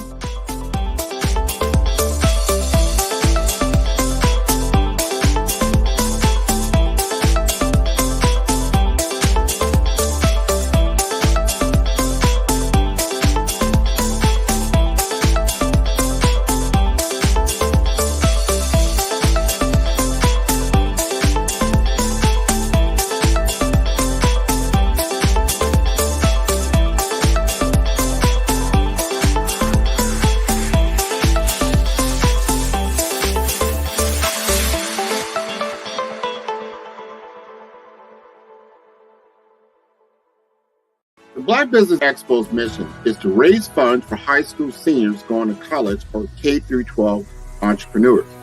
This expo is a fundraiser for students. Please, you may go to www.blackbusinessexpousa.com to donate to the scholarship fund or use the Cash App at $BBXUSA. Our goal is to give laptops and up to $5,000 to 10 students. Students can register online at www.blackbusinessexpousa.com. Every dollar counts. Please donate to the Black Business Expo USA Scholarship Fund. Did you know that approximately 333.34 million businesses exist today, according to a report from 2021? And you may be one of those businesses, or maybe you're not in the business market yet, but you're aspiring to be a business owner. Well, guess what? You're in the right place at the right time. Because let's face it, everything is about timing and opportunity.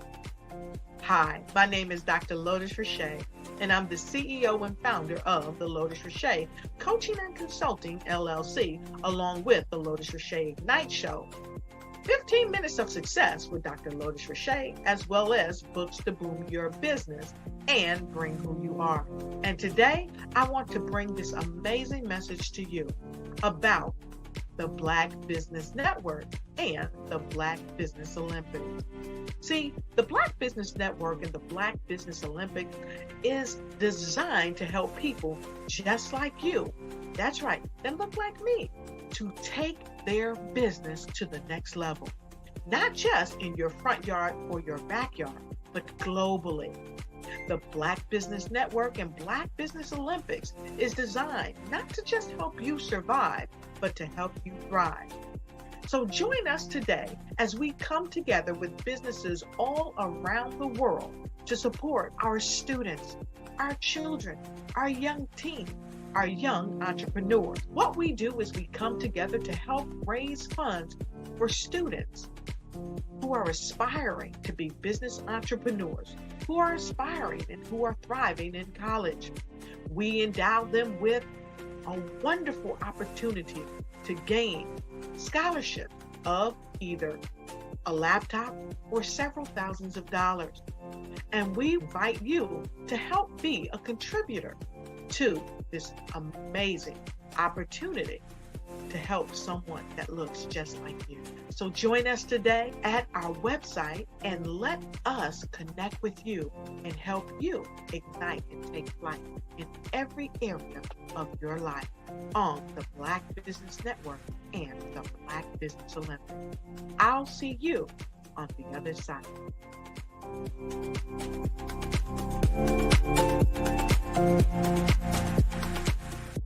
Hello, I am Dr. Eric Kelly III, the visionary strategist and founder of the Black Business Olympics. I invite you to showcase your Black-owned businesses on the Black Business Network global stage. The Black Business Olympics is a global Black Business Network platform that propels Black-owned businesses into the international spotlight. By showcasing your business on the Black Business Olympics platform, you can reach a worldwide audience of potential customers, partners, and investors. You can also establish yourself as a thought leader and expert in your field, attract lucrative partnerships, and more speaking engagements. In addition, the Black Business Olympics platform provides a valuable opportunity to connect and collaborate with like-minded entrepreneurs and business professionals from around the world. This can lead to new business opportunities, ideas, and relationships. Finally, by sharing your story and expertise on the Black Business Olympics platform, you can inspire and empower others. This is a powerful way to make a positive impact on the world and leave a lasting legacy. If you are a Black-owned business owner, I encourage you to seize the opportunity to showcase your business on the Black Business Olympics platform. It is a once-in-a-lifetime opportunity to make an indelible mark on the world. Be one of the 1,000 visionary entrepreneurs who are changing students' lives, shaping industries, and leaving an unforgettable legacy for their families. Unleash your voice on our global stage and watch your business thrive. Black Business Olympics is one of the largest Black business showcases in the history of Black business in the world. Yes, the entire world. Just give me a call today at 919-308-9090.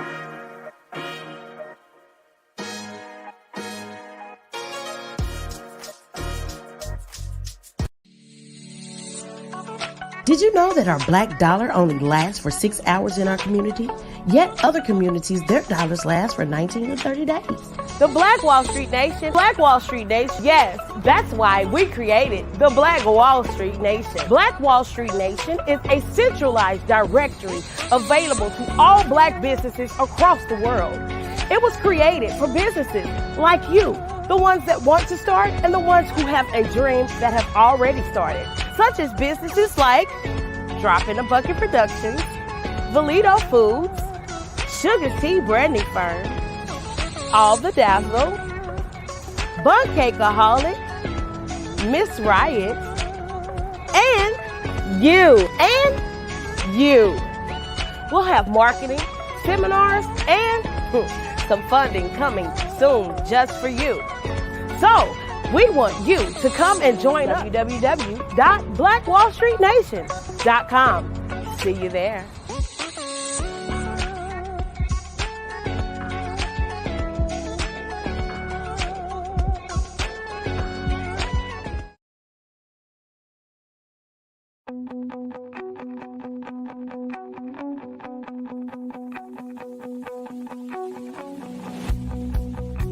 I am Black Business. From the moment I wake until the time I sleep. Yes, I am Black Business. I am Black Business. Tell me, are you Black Business? I am Black Business. Do you support Black businesses? Listen, I support Black business because I am Black Business. Black Business Expo, one of the largest business showcases in the history of Black business in the world. The world! Sign up today at www.blackbusinessexpousa.com or call 919-308-9090. I am Black Business.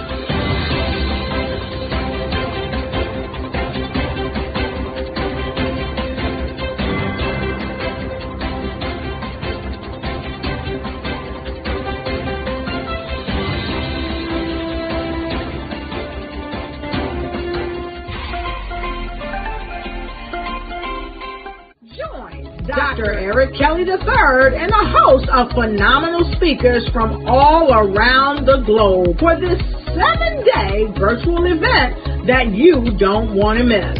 The mission of the Black Business Expo is to raise scholarship money from kids all the way from high school, all the way from college. The Black Business Olympics is one of the largest Black business showcases in the world. It is an opportunity for businesses and companies to showcase their businesses globally. We are going to be giving away laptops up to $5,000 away to students. Again, I'm Olivia Appleberry, the founder of 2 Cents Finance and one of the speakers for the expo. I am so excited to see you there. For more info, go to www.blackbusinessexpousa.com or call 919-308-9090 and hope to see you there.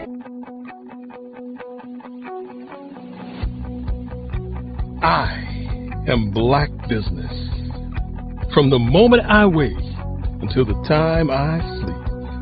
Yes, I am Black Business. I am Black Business. Tell me, are you Black Business? I am Black Business. Do you support Black businesses? Listen, I support Black business because I am Black Business. Black Business Expo, one of the largest business showcases in the history of Black business in the world. The world! Sign up today at www.blackbusinessexpousa.com or call 919-308-9090. I am Black Business. I am Black Business. From the moment I wake until the time I sleep, I am Black Business. I am Black Business. Are you Black Business? I am Black Business. Do you support Black businesses? I support Black business because I am Black Business. Black Business Expo, one of the largest business showcases in the history of Black America in North Carolina. Join Dr. Eric Kelly III and a host of phenomenal speakers from all around the globe for this 7-day virtual event that you don't want to miss. The mission of the Black Business Expo is to raise scholarship money from kids all the way from high school, all the way from college. The Black Business Olympics is one of the largest Black business showcases in the world. It is an opportunity for businesses and companies to showcase their businesses globally. We are going to be giving away laptops up to $5,000 away to students. Again, I'm Olivia Appleberry, the founder of 2 Cents Finance and one of the speakers for the expo. I am so excited to see you there. For more info, go to www.blackbusinessexpousa.com or call 919-308-9090 and hope to see you there. I am Black Business. From the moment I wake until the time I sleep. Yes, I am Black Business. I am Black Business. Tell me, are you Black Business?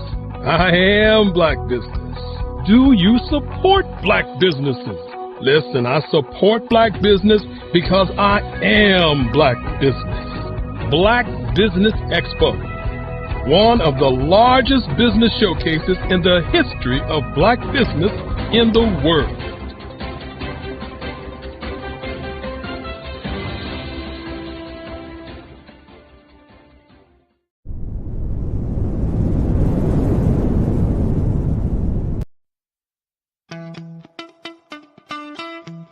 How many times have you been asked to help someone you didn't even know? A student, a business entrepreneur? Or did you ever even ask, where did they end up? That business, that friend, that entrepreneur.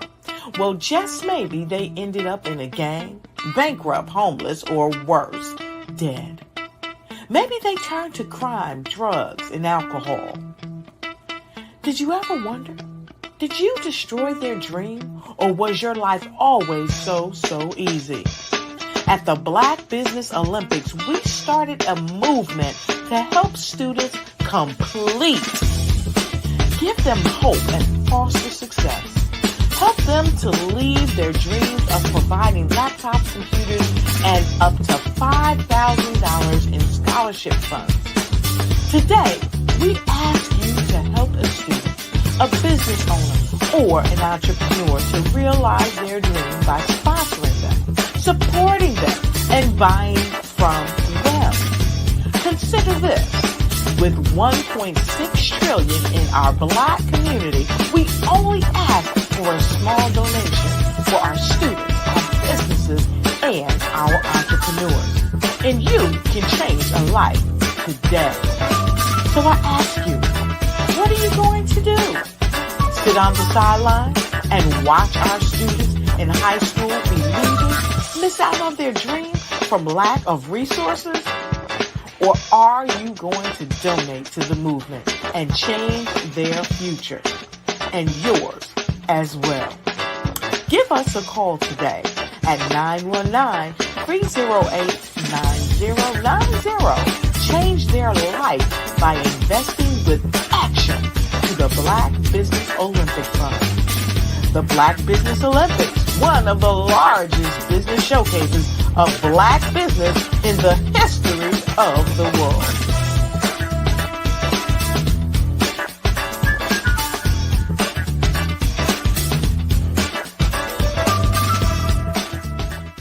Are you a forward-thinking entrepreneur or business owner?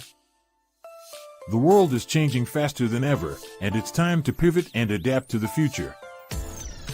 Hello LLC is here to help you do just that. Hello stands for helping enterprises leverage leading-edge optimizations.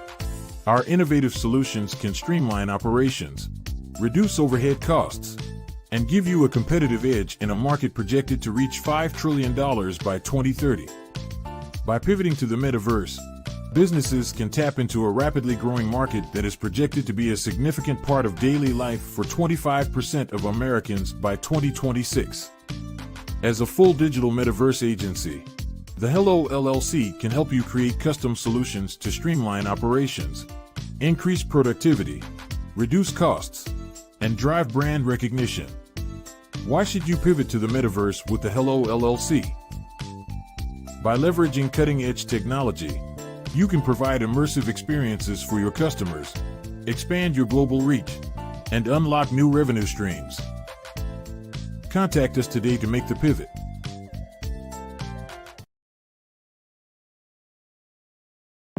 The Black Business Network and Black Business Olympics are essential platforms for Black business owners globally. They provide the tools and support you need to succeed in today's competitive marketplace. Join us today as we collaborate together with businesses from around the world to support our children, students, and young future entrepreneurs, Black businesses and corporations. We raise funds for students going to college and young entrepreneurs who are aspiring to be business owners, and we invite you to be a contributor today. Visit the website www.blackbusinessexpousa.com to connect with and learn more about how the Black Business Network and Black Business Olympics can help you not only share your amazing business story to businesses, but also serve future generations. Hello, my name is David Jones, CEO and co-founder of the Hello LLC, where we help businesses build a culture, brand and experience, and leverage technology to pivot into Web3.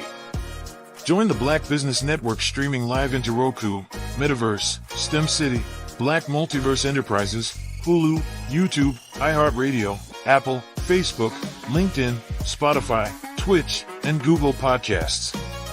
Tune in, turn on, and let's thrive.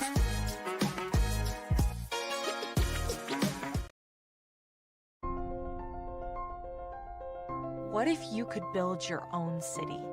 A place where every child can find nurturing people to help them achieve their full potential. A place where every adult can access job training support, where health education is abundant, where social justice ruled the land. A place without limitations. Welcome. You have arrived at STEM City USA. It is what every city should be. A safe and trusted community where you find people and resources to help you become everything you are and beyond. STEM City is unlike anything you have ever experienced. It is a digital twin of the world around you, only better. STEM City is about energy and soul renewal.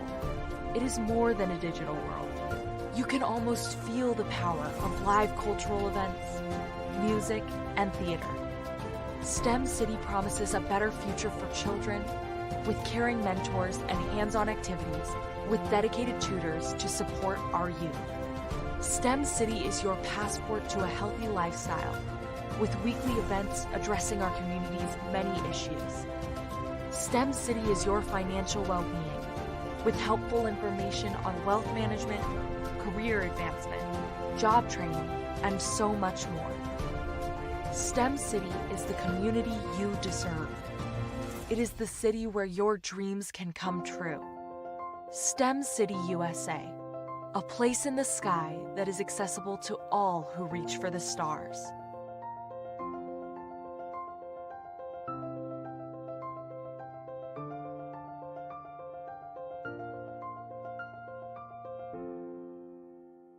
I'd like you to imagine with me, if you will, opening an app where you can collaborate with like-minded individuals from around the world, get inspiration and in-app tools to launch and grow your business, as well as share your knowledge and earn compensation, all in one app. Well, the name of that app is Truso, short for Truly Social.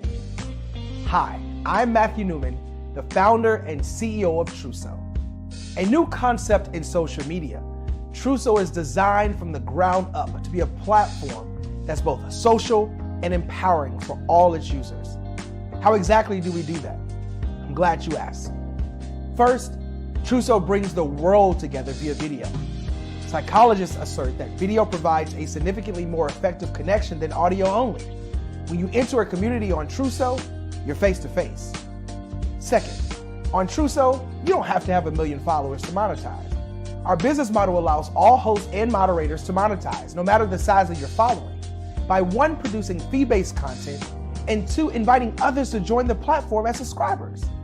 Even more, Truso has an in-app resource library with over 100 free resources, forms, and documents to help you build your brand and grow your business.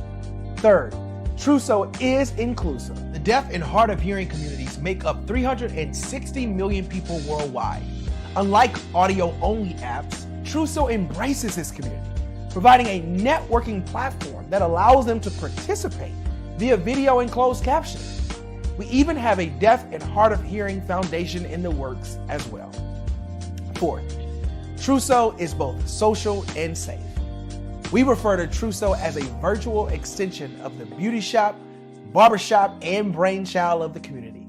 A place where there's laughter, along with wisdom, growth-oriented conversation, and genuine connections in a safe space. Trousseau even has proprietary security to ensure we maintain a safe environment for everyone. Where are we at now? Trousseau is live, y'all. We've launched in beta and we're acquiring users daily. We have an incredible development and marketing team, plus amazing celebrity influencers at the table, helping us spread the word around the globe, beginning within the African diaspora and beyond by creating a safe space for growth, connection, and collaboration. We're truly excited about Trousseau.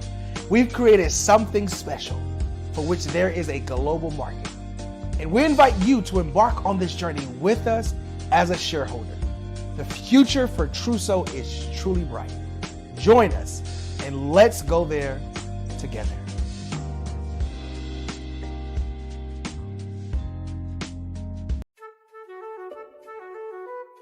This is Dr. Arnold T. Petsworth. He's the owner of Petsworth Vet World, a veterinary clinic in Hopton, Connecticut. His patients include dog, cat, frog, fish, Goldie, dog, and this alpaca. Due to doctor-patient confidentiality, we can't tell you their names. Business at Vet World was steady, and then quarantine hit. Neighbors brought new four-legged friends into their homes. Bunnies. Bunnies everywhere. Dr. Petsworth welcomed these new patients with open arms. The only problem? There were more appointments than he could manage. That's when Dr. Petsworth turned to his American Express business card, which offers spending potential that's built for his changing business needs. He decided to hire a new assistant, Julio, and with spending power built for business purchases, he used his card to furnish a new exam room. Together, Dr. Petsworth, Julio, and American Express Business made sure all the pets of Hopton got the love and care they deserve. And everyone was happy. Get the card built for business by American Express.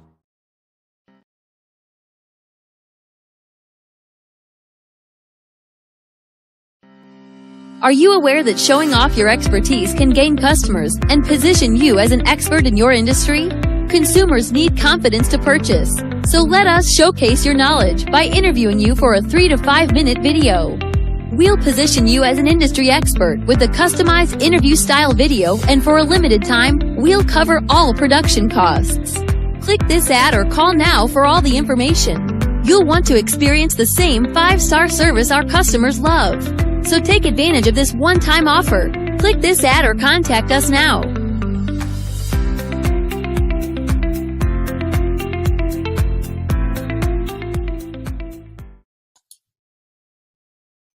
Hi, I'm Barbara Smith. Genius is common. My genius is executive coaching and professional corporate training.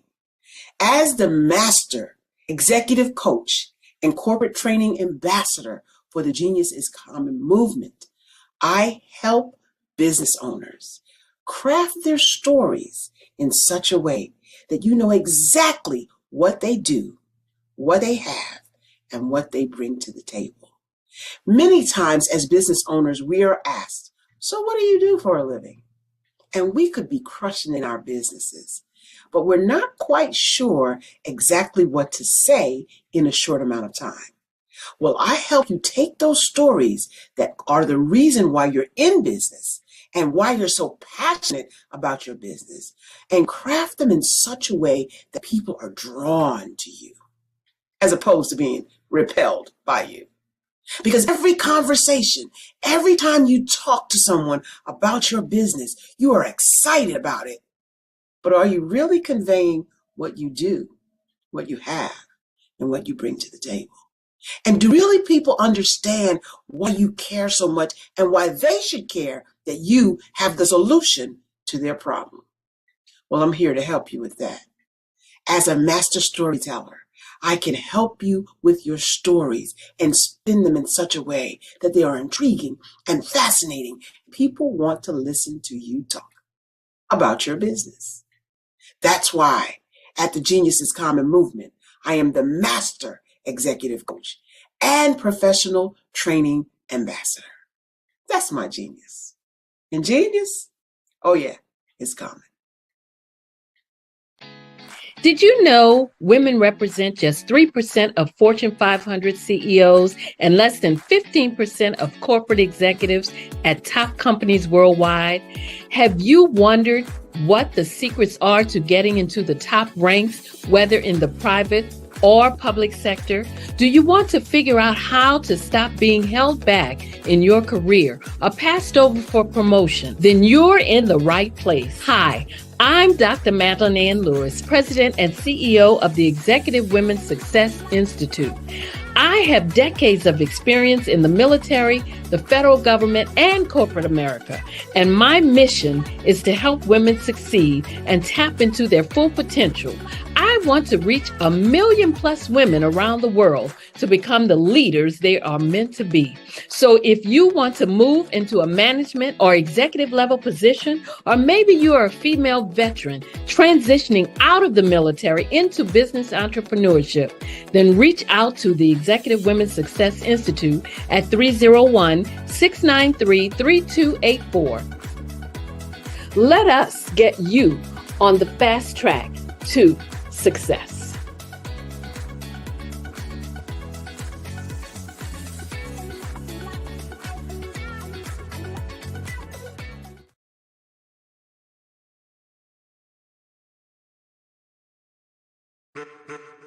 Over the past few years, we've seen the growth of existing and new initiatives focused on financial inclusion, building global networks, and reducing the wealth gap in response to the idea there's not enough seats at the table. Whether their outcomes are to increase the representation of Black executives on corporate boards, ensure an inclusive global economy, or to create new U.S. African commercial pathways, the strategies are often carried out by separate programs. The question is, should they be? With the continent of Africa being home to more than half of the world's fastest growing economies, the youngest workforce, over 400 companies generating more than $1 billion annually, 700 generating more than $500 million annually that are poised for growth, and being the destination of nearly $5 billion in venture capital in 2021. Diversifying U.S. and Africa commercial engagement by building bridges between African businesses and their U.S. diaspora should begin being seen as mutually beneficial. From helping to reduce Africa's enormous capital gap to catalyzing two-way trade opportunities, the COVID-19 global pandemic hopefully has taught us that global challenges and opportunities are more interconnected than we thought.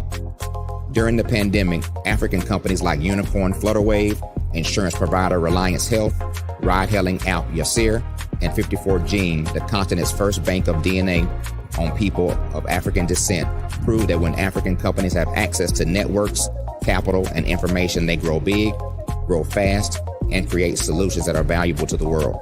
This is why Be Direct was created. We are the first U.S.-based but African-centric board preparedness and board search company designed to connect U.S. Black talent and corporations to African businesses. Unique and fundamental to Be Direct's success is our process of helping board candidates adapt their experience and networks to an African context before they're connected to high-growth companies that are looking to locally and globally scale. From our focus groups with African business execs and government leaders, we don't ignore the sentiment that business is easy, but people are hard. Having a pool of board candidates with hard-to-access networks and extensive experience across the business life cycle, including successfully raising capital, is table stakes for an initiative like this. So yes, we have that. But corporate or entrepreneurial success in the U.S. does not guarantee success in Africa. Developed alongside industry partners on the continent, our training program, Be Direct Prep, is designed to transpose their experience to create cultural comfort, understanding, and a commitment to helping businesses in Africa scale. Our board governance sessions are African continental and country specific, integrated with cultural awareness and dexterity training, masterclasses led by African industry execs, and mentoring and coaching from African continental-based facilitators. But even more unique to Be Direct Prep, we cap off our training program with an immersion trip to help candidates that have not been to Africa before see and feel Africa's complexity and opportunity from African soil. We all know traditional network-based board placement has historically left a lot of us out of ever really being in the paid board pipeline. Our strategy supports the work of many great organizations that are successfully filling seats at U.S. board tables by creating more tables for those that are still left on the sideline. It's time to start seeing the role and value of U.S. Black talent and businesses on the continent of Africa differently. Old perceptions and habits limit economic inclusion. Let's transition Black talent and the African businesses they will support from the periphery of the global economy to its core. Living in a global lockdown, we all know now how fast local and global economies can change and see the value of having businesses that hire, strengthen local value chains, and even grow globally. Status quo in any form holds back progress. We must democratize U.S.-Africa commercial engagement by socially and economically connecting cultures that have long been disconnected. It's time for Africa's U.S. diaspora to redefine their global value by helping African businesses scale continentally and globally.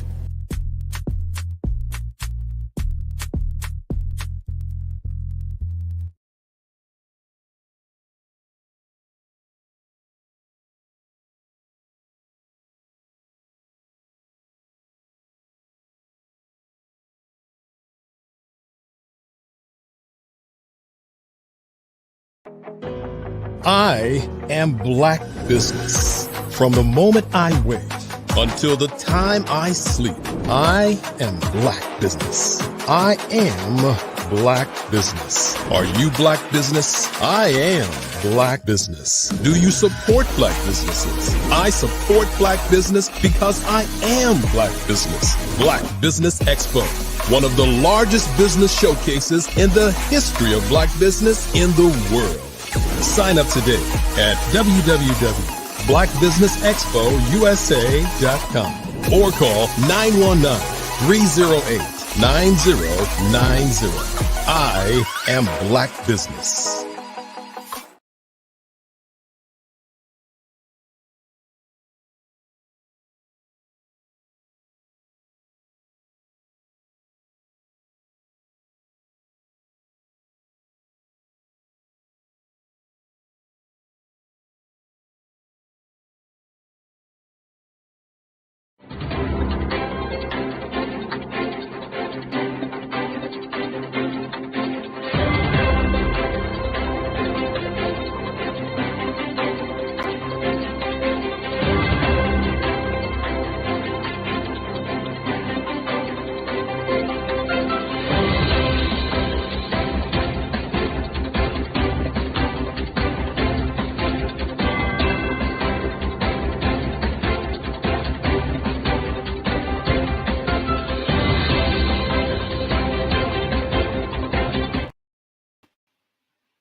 Good morning, business owners, entrepreneurs, thought leaders, and corporations, and welcome to the Black Business Network. My name is Dr. Enolia Foti, and I am the CEO of Enolia LLC, Director of Operations of Vision Africa Development, co-founder of Easy Step Group Management Consulting, and CEO of Expressions of Humanity Foundation. I am your moderator for this morning and coming to you from Luanda, the capital of Angola, Africa, on the Black Business Network. The Black Business Network is a 24-hour business network showcasing Black businesses, business owners, entrepreneurs, and thought leaders worldwide. We have speakers from North Carolina, Singapore, Kenya, Burundi, Japan, and cities all over the United States. The Black Business Network is a global community sharing its business knowledge to empower, inspire, and educate businesses about business. So I want to share with you just a little bit. I'm going to share with you about something up and coming new this January on the Black Business Network. We are going to start featuring the Literary Olympics, where the focus will be on writers and authors across the world and introducing you to their books. That is going to be a wonderful addition to the Black Business Network. And I would like to share with you just a little bit about what I bring to the table in authorship. I'd love to share with you, first of all, that I am an author of 4 books. The first one being Finding My Sovereign Voice with My Grandmother Elder. And This book is offered on Amazon.com along with the rest of my books. And what it is a self-help hybrid memoir about the travel and work that I've actually done in order to transition my life from a corporate experience over to entrepreneurship. But not only that, it talks about the experiences that I actually went through and how it actually changed my life. Many of us are in the scenario in life where we're doing what we're supposed to do, we're meeting our responsibilities, we're doing what's expected of us. And life is nothing but a responsibility. And it came to me late in life, but partway through my corporate career, that I wanted to do something different. I wanted to be able to look at life differently. I wanted to be able to live life differently. I no longer wanted to be a 9-to-5 person or an 8-to-5 person, clocking in, putting in 80-hour weeks, and then barely seeing my family. And so what I did is I wrote about that journey. I wrote about that journey of wanting to change my world, but not knowing how to change my world. And meeting a grandmother elder that actually assisted and facilitated helping me in a self-discovery path that just changed my whole world. I talked about visiting Canada, Warncliffe, Canada, which is on the eastern side of Canada, and it's in the northeast corner, northeast to all of Canada. And basically, in looking at that particular, or meeting that particular grandmother, I was able to share the longings that I had. I was able to share what it is that I wanted to change my life. But it wasn't about sharing such that somebody came and just led my hand and took me through a step of, okay, I'll help you change your life. No. It was the fact that I was introduced to a whole nother culture. I was introduced to a whole nother world, the Native Canadian world. We say Native American, that's Canada, so the Native Canadian world. Because this particular grandmother, and by the way, grandmother is an affectionate term for elder, not a maternal grandmother, but eldership. And she embraced me, and she introduced me into her world. She introduced me into culture. She introduced me into traditions. She introduced me into a world that has purpose for every single thing that you do. And what it did is that it helped me see how I was living my life versus how life could be lived. The sheer arrogance that you have, you meaning me personally, that we have growing up in the Western world with that sense of entitlement, to take what we want, entitled to just expect that everything is there for us, for the purpose of us, versus that it has a purpose in its own life. So in traversing the story, I wrote about all of the different lessons that I learned in my book while attending and staying in Warncliffe, Canada, and submerging with the Ojibwe culture and the Ojibwe nation, and this particular grandmother, and how I learned compassionate leadership versus leadership that belittles, demeans, steps on, and basically leaves bodies in the walkway because our arrogance always wants to shoot people down. I learned how to be able to embrace my truth, how to step into the power of my words, how to be able to truly navigate life, and then know that the glass isn't half empty, but the glass is full, that what I bring to the table is enough. And then the moments that I had, I thought it wasn't enough, and how I was able to navigate that. It's funny how God can bring you through a journey in life and you have no idea its impact, its level of impact, what it does, and how it changes your life until you reflect back. And when I look back at the experiences that I had in upstate Canada, it actually led me through a journey in life that I had no idea that I would be taking, but I had always dreamed of. From Northern Canada, I met my next grandmother upstate New York. But that journey led me to having my first experience on a vision quest. That journey led me to picking up from New York and going to California.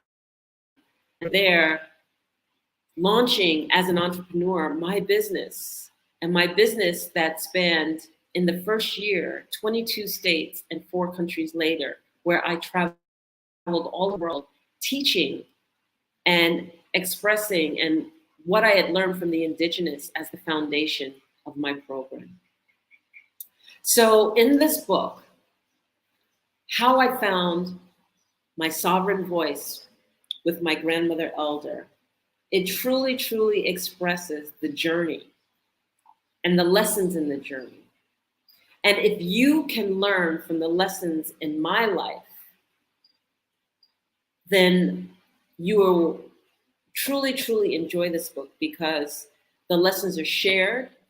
They're actually summarized in my actual workbook, Discover Your Sovereign Self journal, of which I actually take the time to write up the lessons learned chapter by chapter, then turn around and ask questions step by step, and the lessons that I learned and how to relate it to your life.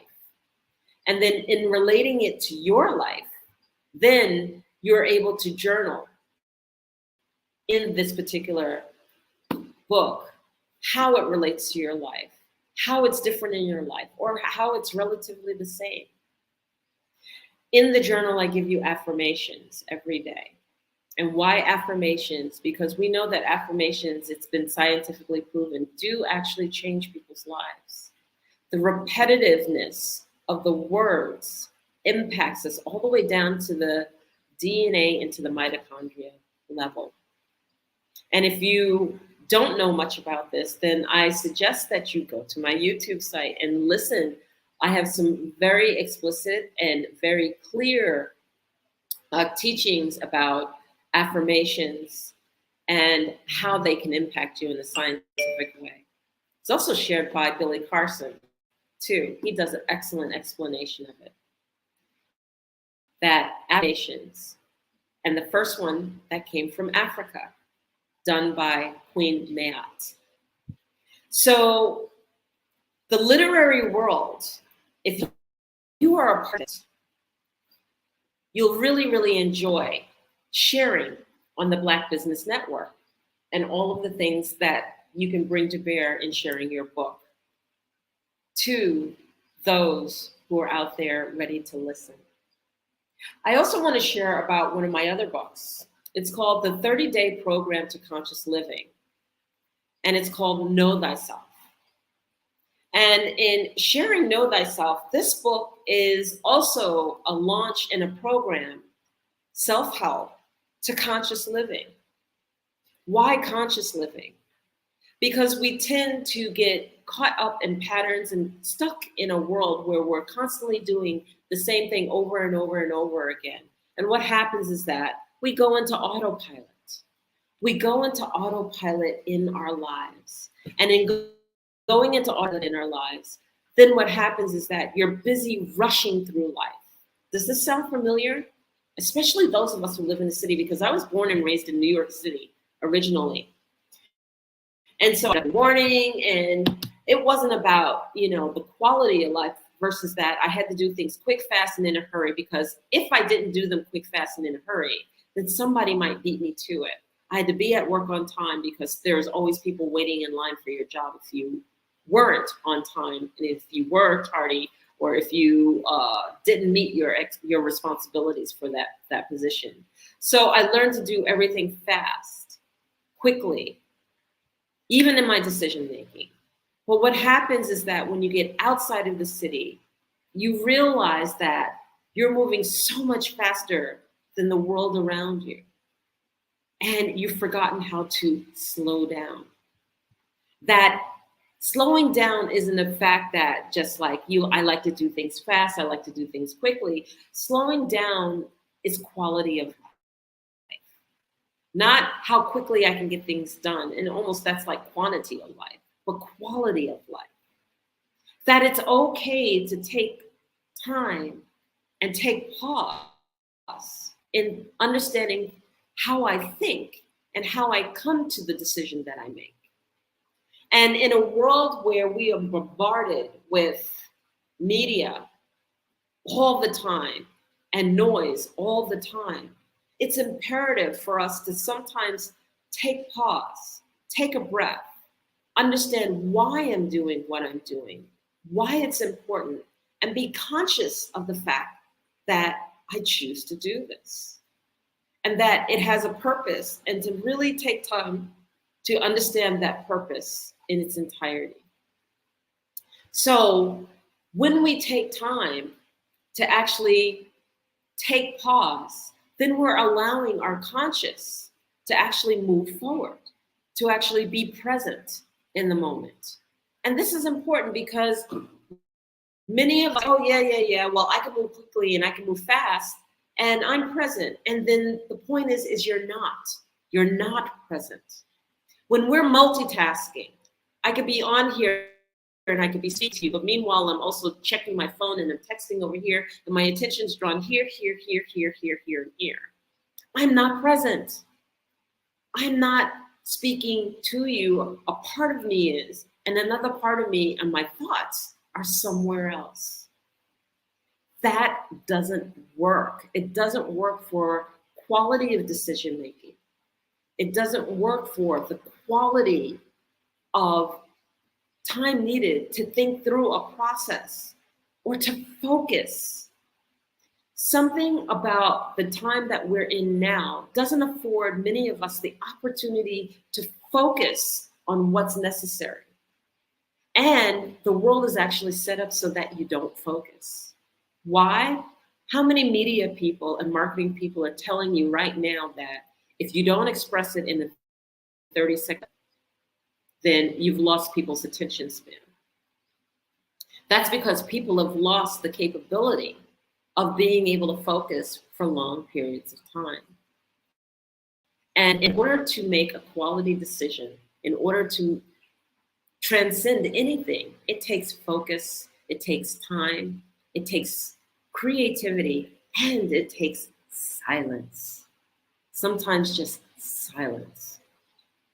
Why is this important to be conscious? You don't realize how unconscious you are until you put yourself in a situation where it calls for it. I'll give you an example. I took a journey across Kenya. I was so excited to be in Kenya, in Nairobi. I landed, I met with my party, and we did a walking safari for 100 miles. 100 miles across the East and West Tsavo Park, starting at Kalalungi, at the base of Kilimanjaro, and then walking the park alongside the river, the Tsavo River. And so I was really excited to be able to have this opportunity. I was all set. I had practiced walking, I averaged about 5 to 7 miles a day. And this was going to average 10 miles a day for 10 days to make that 100 miles. And in arriving, we're all set. And how it was actually set up is that you actually had a moving camp. So we would get up in the morning, we would walk all day long, and the workers would actually take our campsite, break it down, and then move it 10 miles forward before we arrived and set it back up so that the moment that we arrived, we were able to eat, to shower, to rest, to relax, etc. It was phenomenal. And we were led by the Maasai. And in doing that, I remember the first 3 to 4 days of walking and walked in silence. my mind would not stop. My mind was like the monkey mind. I was going through a litany of, I had to sing a song, I had to this, I had to that. There was no peace in my walk. There was nothing but anxiety. Did I have enough water? Am I going to make it? Oh, I'm getting really tired now. How long are we going to go? Are we going to take a break? What happens when I have to use the bathroom? Blah, blah, blah, blah, blah, blah, blah, blah, blah. Oh, there are animals here. The animals are wild. Will the animals attack? It was just on and on and on and on about the litany of things that were taking place in my mind as we were walking. This is what happens to us on a day-to-day basis. This is how busy our minds are on a day-to-day basis. Unconsciously, we are just thinking so many thoughts over and over and over and over and over again. And we don't have peace in our lives. And it took the first 3 days of my mind going through that. And on day 4, I finally had an epiphany. And that epiphany was that my mind just stopped. Like I was walking and there was peace, but not peace around me, because the peace around me was already there, but my mind was so jammed with all of the things that I had stepped out of, the singing, the music, the this, the that, rushing to go get this done, rushing to go get that done, that I actually saw the difference on day 4 of the walk, that my mind could calm down. Then it wasn't worried about the animals. I realized that we have a natural balance with the animals. The animals weren't interested in us. That it's our fears projected in front of us that actually makes the animals anxious about us. And that we don't know how to calm down, and we don't know how to just walk without fear. And day 4 of this 100-mile walk across Kenya, I calmed down.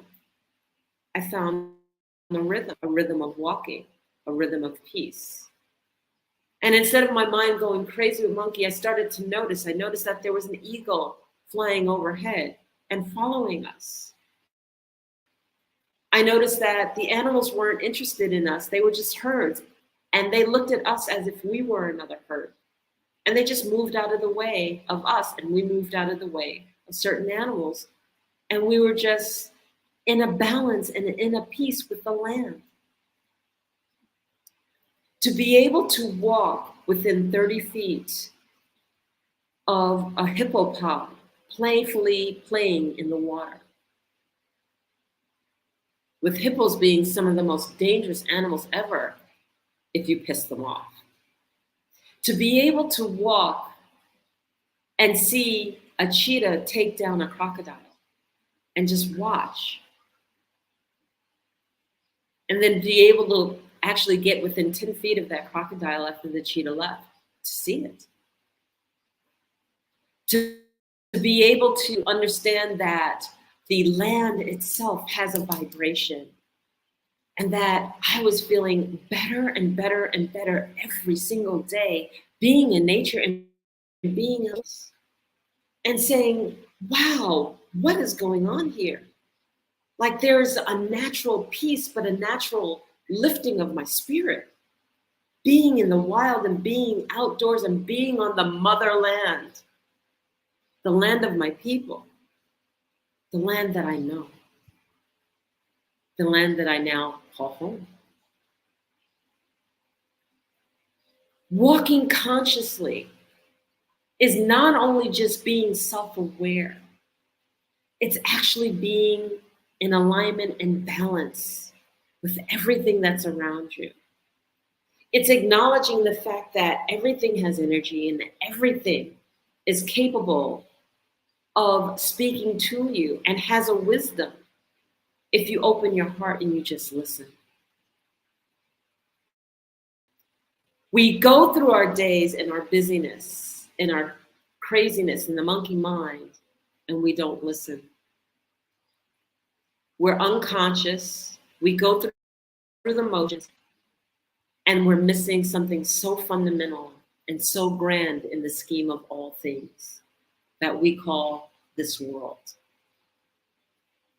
So my book 30-day program, Know Thyself, was predicated on the fact that this transition had taken place and I had a realization, an understanding that there is so much more to life than anything that I could have ever imagined when I learned to sit still. And I invited in the quiet, the peace, exacerbating the connection we already have to God. It just came in strong and lighter instead of dull and light, because I wasn't filling my mind and my head with so many different things.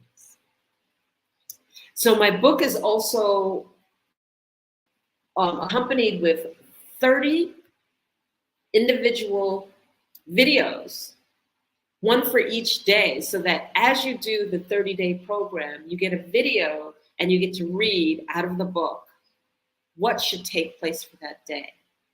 That you can ask the question within yourself, self-reflect, write it down, and answer honestly. And I say answer honestly because one of the other things that we like to do as individuals, as human beings, is we like to convince ourselves of a story, or convince ourselves of why we are where we are. And in that convincing, and we reflect back and we look, are we just telling our story because that's where we choose to be versus that's where we need to be? And what I mean by that is that many times we lie to ourselves. We tell ourselves the story of the reason I'm here is because of X, but that's not the truth. We're just convincing ourselves it's X, but it needs to be Y. And the question is, when you're living consciously, you can consciously also accept the totality of self, the total you, the total being of what you bring to the table, the good, the bad, the indifferent, the monkey mind, the craziness, the loving, and the darker places of ourselves. We totally accept ourselves. But when we lie to ourselves, we deny parts of ourselves, saying that we don't like it, we wish it wasn't there, etc., etc. And I don't mean that akin to accepting self in its totality versus denying self in its totality and telling ourselves a story when we know it's not true. You can always and should always be honest with yourself. And only you will know when you're being dishonest with yourself. So know thyself, know your strengths, know your weaknesses, know every aspect of yourself, and go from there. And then my last book, The 7 Principles of Self-Mastery, for Self-Mastery, is my journey to understanding and coming up with a methodology of just basically being a better person and creating a foundation for self. And what do I mean by that? Many of us are leaders. We're leaders, we're entrepreneurs, we have all of these visions, we're speakers, we're this. The skills are limitless for what we bring to the table. But what we do is that we do these things on a foundation that's equivalent to sand. So yes, you might be that wonderful speaker, but what happens is that you might fall apart after speaking each time because you're insecure and you've never addressed the insecurity. You're able to function through life, but you never go certain places because a trauma happened in your life, and that trauma brings fear, and that fear brings the limitations. So you never, ever, ever go beyond a particular limitation until you address it. And so what happens is that when we have traumas and we have fears in our life, we actually look through the pain of fear when we're living life. And we limit ourselves along the guidelines of the pain that we've experienced. So when I talk about the 7 principles for self-mastery, I also talk about the Empower, Achieve, Succeed methodology. It's a methodology that I developed that actually addresses how to live consciously, confront some of our hardest fears, and not change, but transform the patterns and habits over a period of time. It's very, very easy to say, oh, I'm going to change, and you change for a period of time. And we know this because we do this every January, don't we? We call them the new things that I'm going to do for January 1st, right? I'm going to change. I'm going to do these are my list of things that I'm going to change for the new year, and this is what I'm going to do. And then we do it for about a month, and then we're right back to the same old habits. Well, through this methodology, we actually break down the patterns and the habits. We actually learn how to observe our own thinking. We learn how to observe our own behavior. And then we learn how to make a different decision. And when we make a different decision, we get a different outcome. We learn how to navigate through the stories that we are creating for ourselves and that others are creating on behalf of us. We learn that when silence takes place, we don't have to fill in the blank with a story that, frankly, we're making up because the truth hasn't been unveiled to us yet. We learn to navigate through, and we learn to do.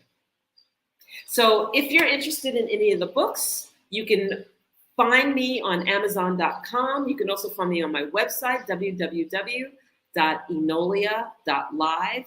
And you can reach out to me on info@enolia.live for any questions, thoughts, and share with me your thoughts. So I want to thank everyone, and I'll see you later because genius is on the other.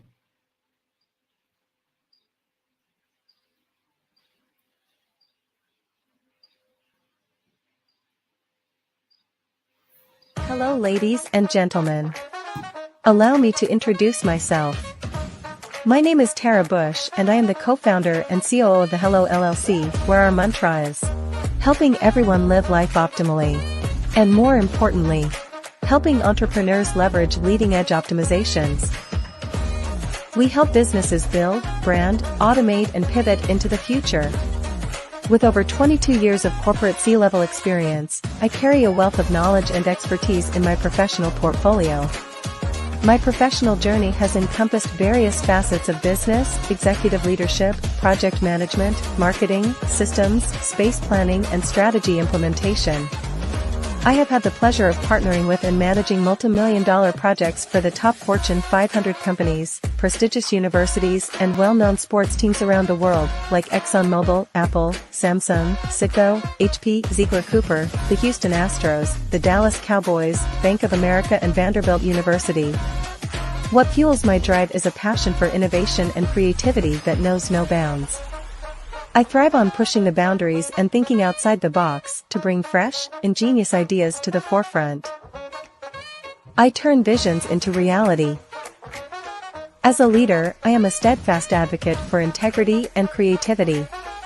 I am driven by a profound desire to help individuals and businesses create their own return on time investment while leveraging technology. At the Hello LLC, we are more than just a 3D digital marketing agency. We are a community committed to helping, building, and thriving together with integrity. We can either show you, teach you, or do it for you. We believe in the power of innovation to transform the status quo.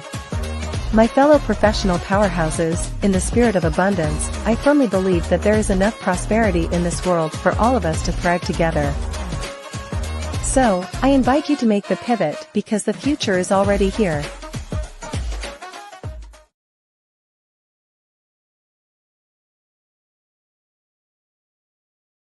Sometimes you got to hear the news from the Black perspective, and more specifically, Black publishers. And that's exactly why you have to download the HeyTie app, the largest mobile app delivering breaking news, videos, and podcasts from 200 of your favorite Black publishers. Yes, 200 Black publishers delivering news as it happens, literally all in one app. Go to HAYTI.com or download the app in the Google Play Store or Apple App Store. It's completely free, along with information that you can trust, so go check them out.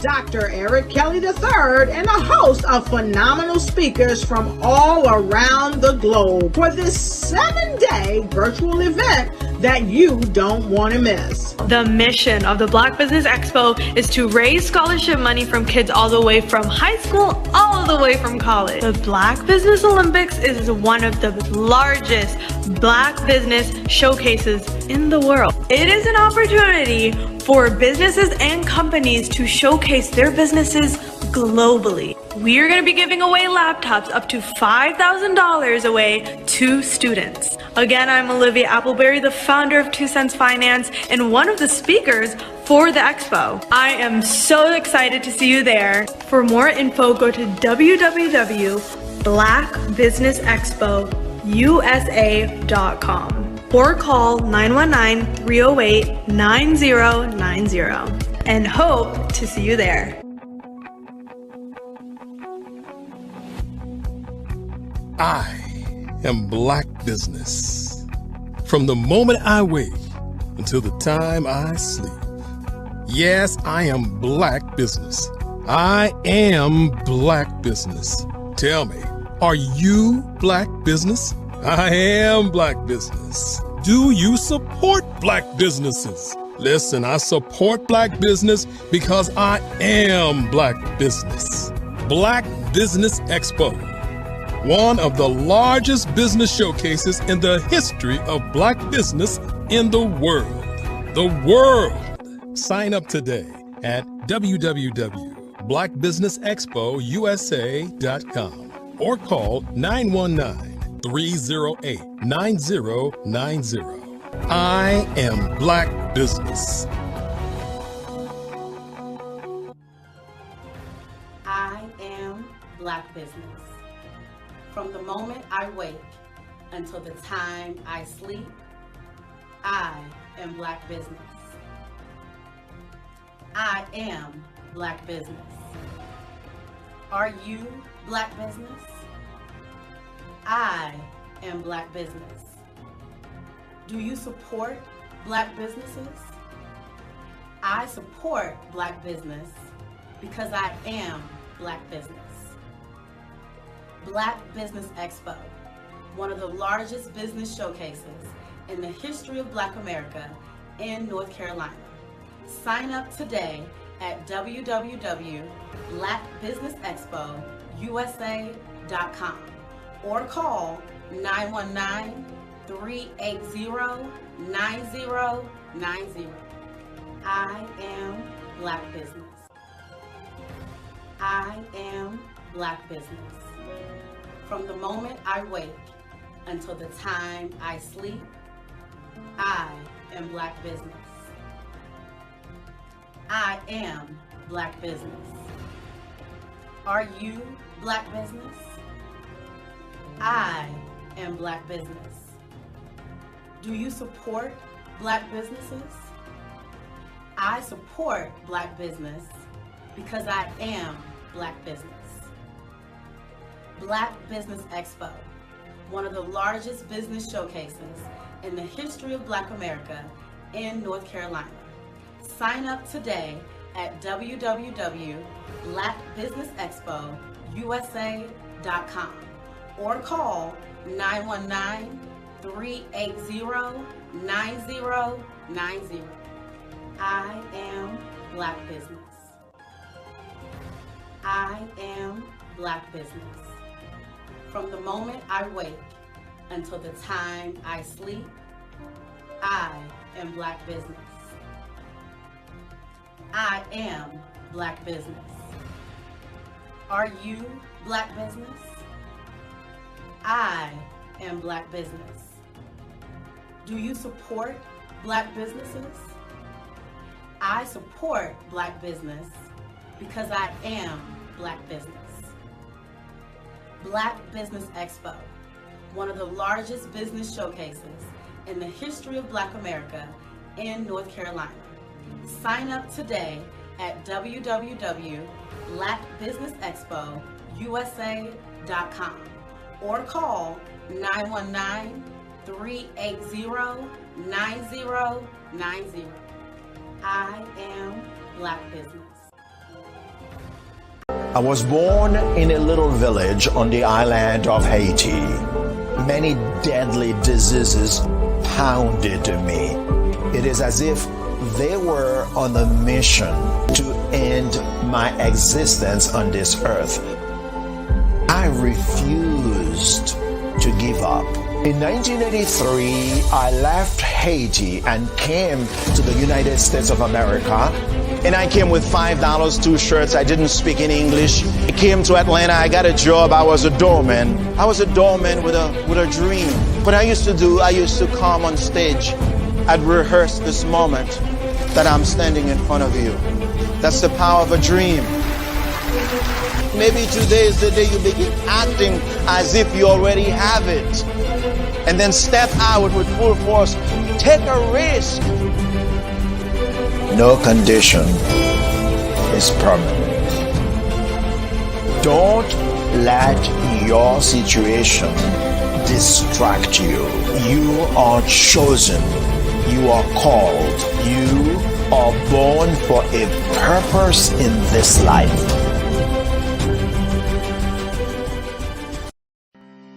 Are you aware that showing off your expertise can gain customers and position you as an expert in your industry? Consumers need confidence to purchase.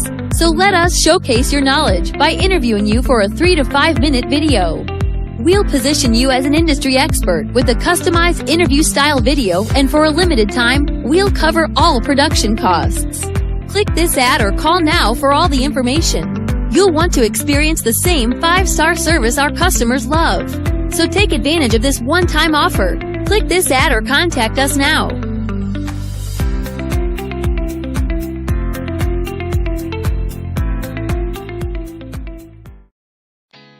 Did you know women represent just 3% of Fortune 500 CEOs and less than 15% of corporate executives at top companies worldwide?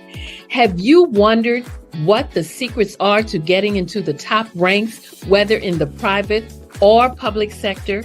Do you want to figure out how to stop being held back in your career or passed over for promotion? Then you're in the right place. Hi, I'm Dr. Madeline Ann Lewis, President and CEO of the Executive Women's Success Institute. I have decades of experience in the military, the federal government, and corporate America, and my mission is to help women succeed and tap into their full potential. I want to reach 1 million+ women around the world to become the leaders they are meant to be. So if you want to move into a management or executive level position, or maybe you are a female veteran transitioning out of the military into business entrepreneurship, then reach out to the Executive Women's Success Institute at 301-693-3284. Let us get you on the fast track to success.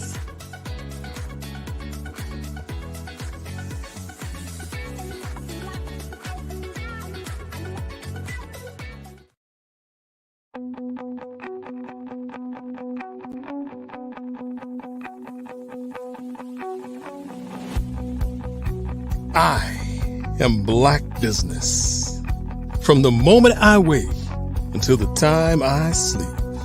Yes, I am Black business.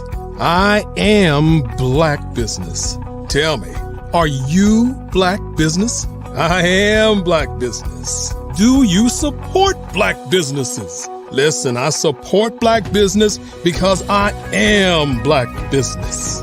Black Business Expo, one of the largest business showcases in the history of Black business in the world. The world! Sign up today at www.blackbusinessexpousa.com or call 919-308-9090. I am Black business.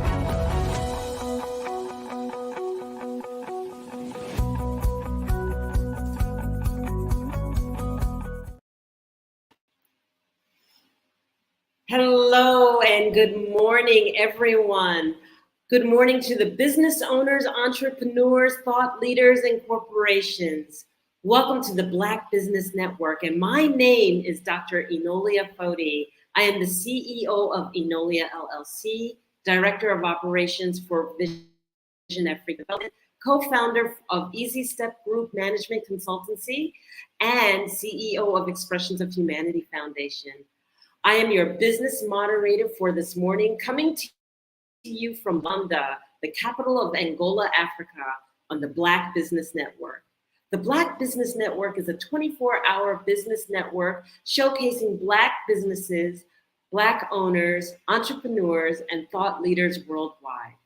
We have speakers from North Carolina, London, Singapore, Kenya, Burundi, Japan, and cities all over the United States.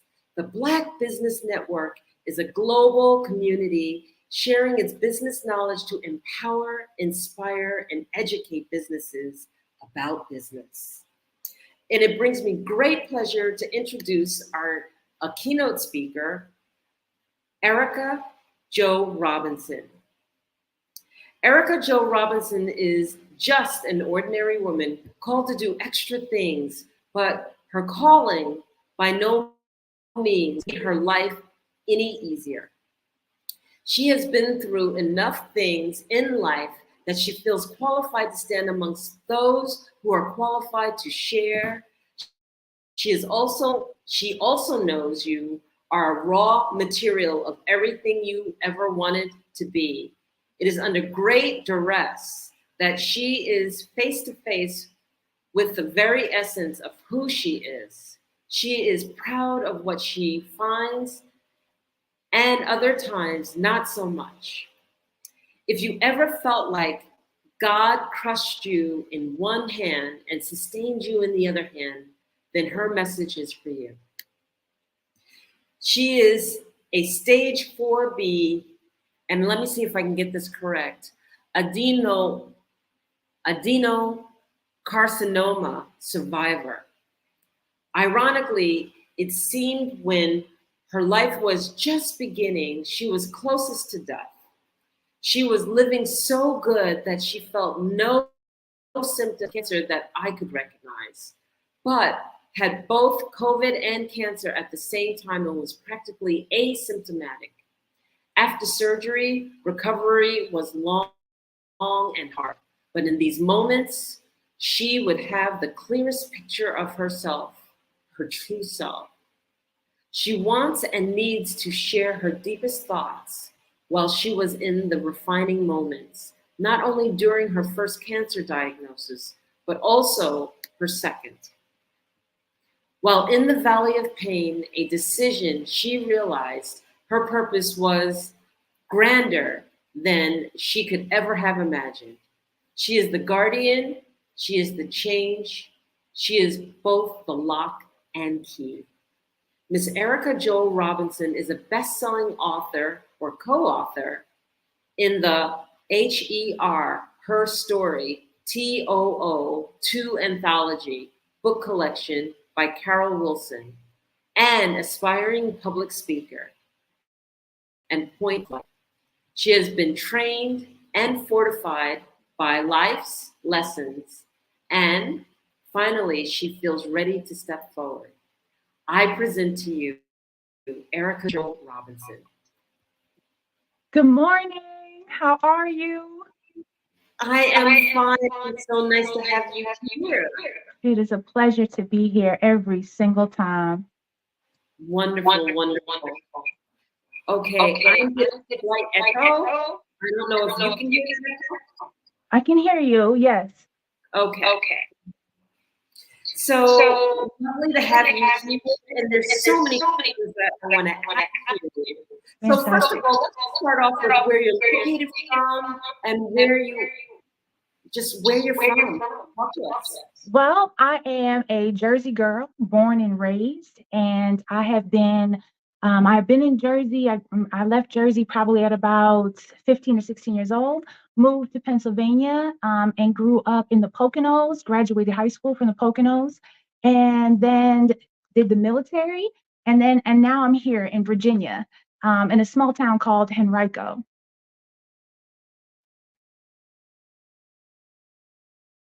So Henrico is a very interesting place to be. I didn't know whether it was pronounced Henrico and Henrico, but it is a small town that is just like adjacent to, most might know, Richmond. Richmond is a wonderful place, one of the places that's considered to be the food mecca of the world. There are so many things. It's hard for a girl to stay in shape out here. Oh, there you are. Hey, how are you? Yes, I lost it is. I'm here. I'm just working for the microphone situation. It's all good. So,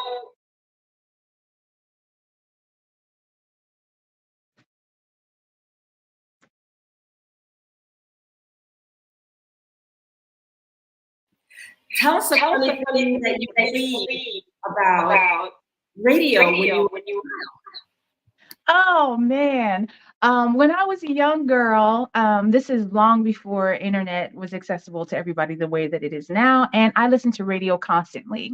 What I didn't understand is that radio was pre-recorded. What I thought was happening was that every artist was lined up to get ready to sing their song. Was lined up at the studio ready to sing their song, and then they would go back in line at the end of the line, and because you would hear the same song like maybe a few times throughout the day. So I thought they were there all day getting ready to sing their song and come back through the line. That's what I did not understand, that it was pre-recorded. I thought radio was live. And so as a young girl, I didn't know that, so I'm exposing myself. Oh, it's okay. So one of the things that I love to talk about is when we're in school. A lot of times we're in school, we have a little side hustle, we have a little something, and there's something very special about yours. Tell us a little bit about that story.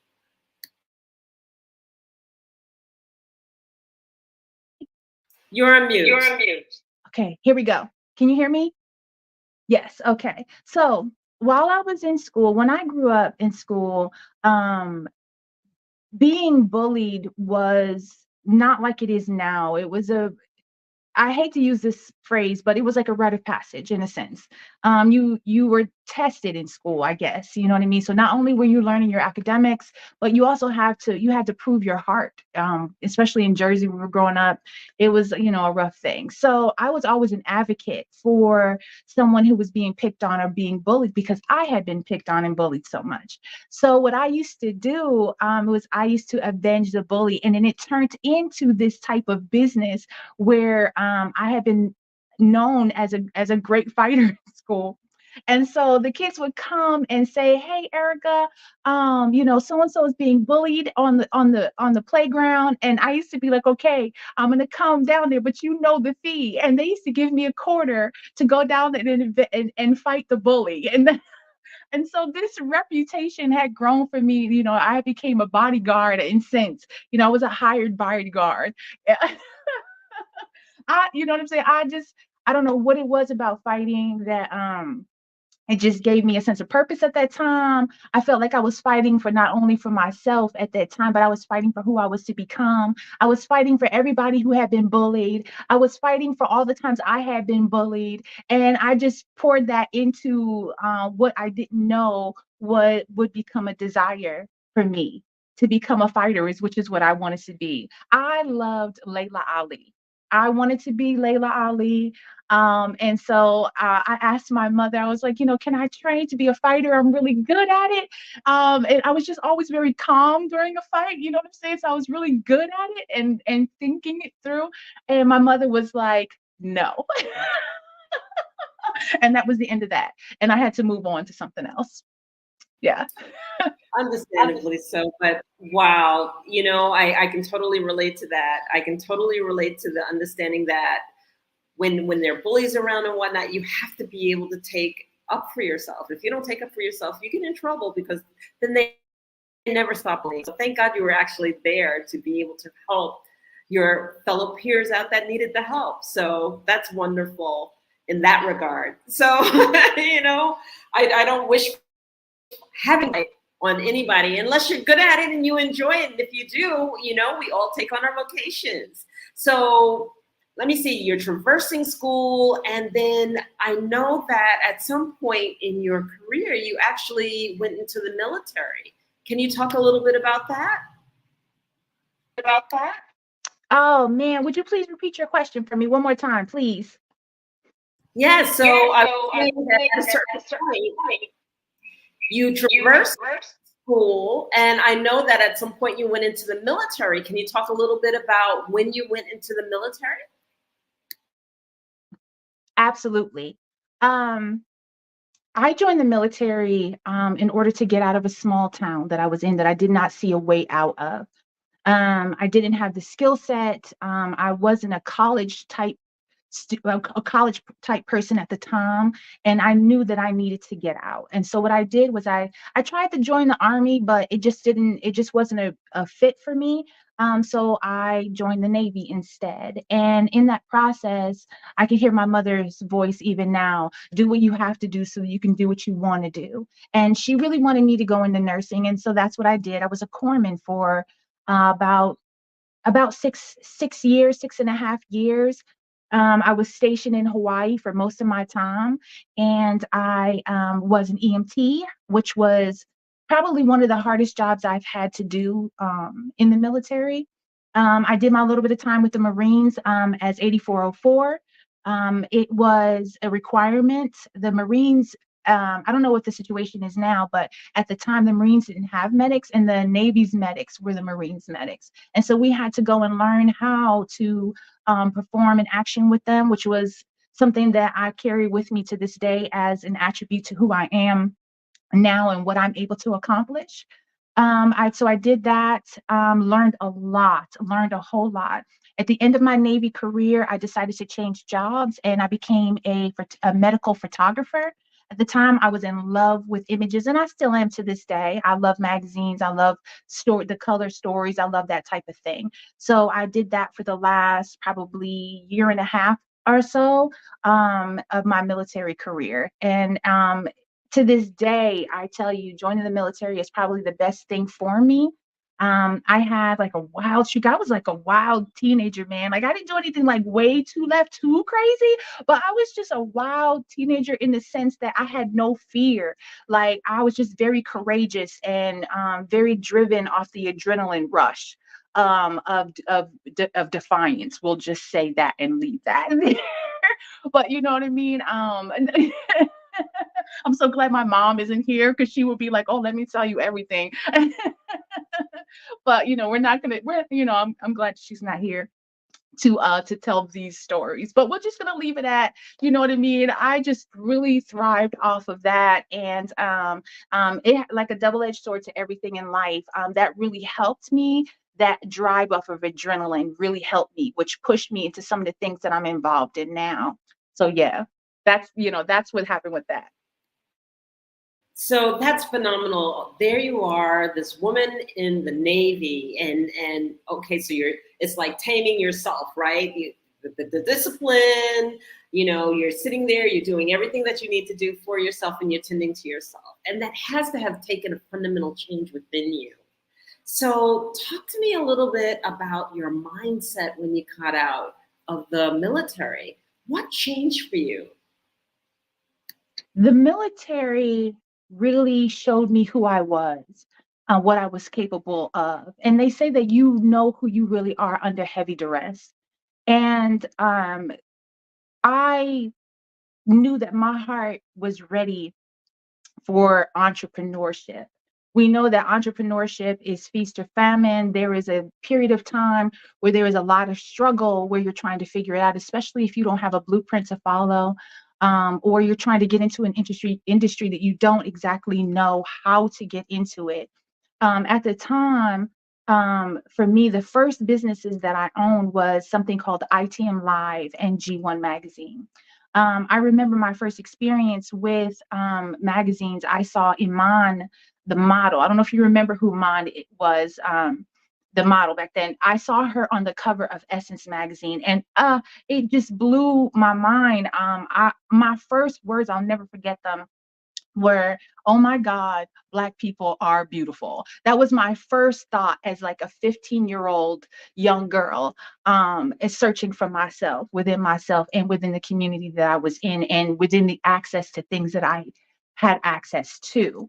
And those images just stuck with me. Like I would, like people searching for money for, like a picture an addict searching for money for like cigarettes or whatever. I was pulling up the couch cushions looking for change to buy the next Essence issue or the next Ebony or the next Jet at the corner store, the little bodega at the corner store. And I just thrived and loved. I would stand in the store for hours just flipping through a magazine to know if this is the one that I wanted, or the array of magazines that were there. And I would just thumb through these, and the store owner would be like, no, either you buy or you leave. So, you know what I'm saying? I would finally make my purchase and go home and look at that magazine in the comfort of my home. Like I had seen it for the first time, like I just didn't look at it at the bodega just then. So the military really gave me the strength I needed in order to pursue those endeavors, along with ITM Live, which I loved music.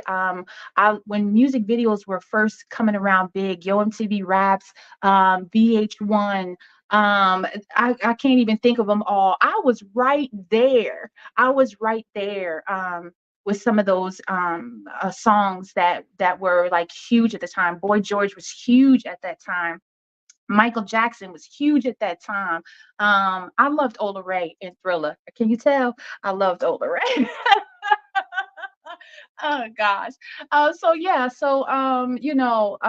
the military did for me. It let me know who I was and how to use what I have in this package, if that makes any sense. So you have your confidence, you got it together, you know what you want to do, you know how to present yourself. So you channel this energy, right? Now it's time for you to work. Talk to us about your work, how you identified what you wanted to do, and how you stepped into it fully. Fantastic question. I was doing something that I didn't know was a thing, which was listening to my inner voice and follow my heart and my dreams, against what people they love you. People love you, but sometimes in that love, they want to protect you from their fears. And I just really I went hard for a long time. As a matter of fact, while I was waiting in the green room, waiting to enter in, I received a message on Facebook from some people that I was doing ITM with 20 years ago. They tagged me in a video that we had done to promote the ITM Live thing. And I was like, my God, was that 20 years ago that I had all that fire and passion about that? And the things that pushed me now from then was military to G1 ITM. What is pushing me now is after my cancer diagnosis. It came as such an abrupt. It was an abrupt interruption into my life. I was dying and I didn't even know it. There were no signs and symptoms that I knew of. The type of cancer, adenocarcinoma, started in my spleen, and I didn't know the signs and symptoms of a cancer that started in your spleen in that way. I was aware of breast cancer because it's widely promoted. I was aware of maybe some of the other cancers out there, but adenocarcinoma starting in your spleen, I was not aware. And plus, and still I am today a get up in the morning before the sunrise workout type of person. There's something about getting up before the sunrise that is therapeutic for me. And I was doing that, running the stairs, lifting weights, challenging myself every day, surrounding myself with a circle of people that spoke the language that I needed to hear. And I didn't have those people accessible to me. So I built this table from YouTube, from motivational speakers. And I just thought, wow, if it doesn't cost me anything to listen to these people and to see if what they're saying is true, it only costs me a little bit of time and effort. And so those things catapulted me into what I believe I should be doing right now, which is writing and motivational speaking. Because if a girl like me, just a girl from Jersey, an ordinary girl from Jersey, can accomplish what I have accomplished, at the first time I had cancer, it was an idea of how to get over. It was an idea how to cross the bridge from where I was to where I wanted to be. At the second time I had cancer, it was a blueprint. The second time, I was like, okay, I know what I did the first time to get over. Is it a fluke? Can I do it again? Can I prove it to myself, my children around me, my family around me, the friends that I have? I have a very small circle, and that's for a reason. Can I do it again? And that's what catapulted me. I hope I answered your question. You actually did. And I'm going to go back just a little bit because you said a few things and I want to just make sure that I have clarity of understanding. So I just want to know what the G1 is and the MT Live is. If you could just share a little bit about that, and we're going to progress you through. Okay, fantastic question. And thank you for backing me up on that. G1 magazine started for God first. I was there was nothing like God, like the church and God was everything. And I was different in the church at the time.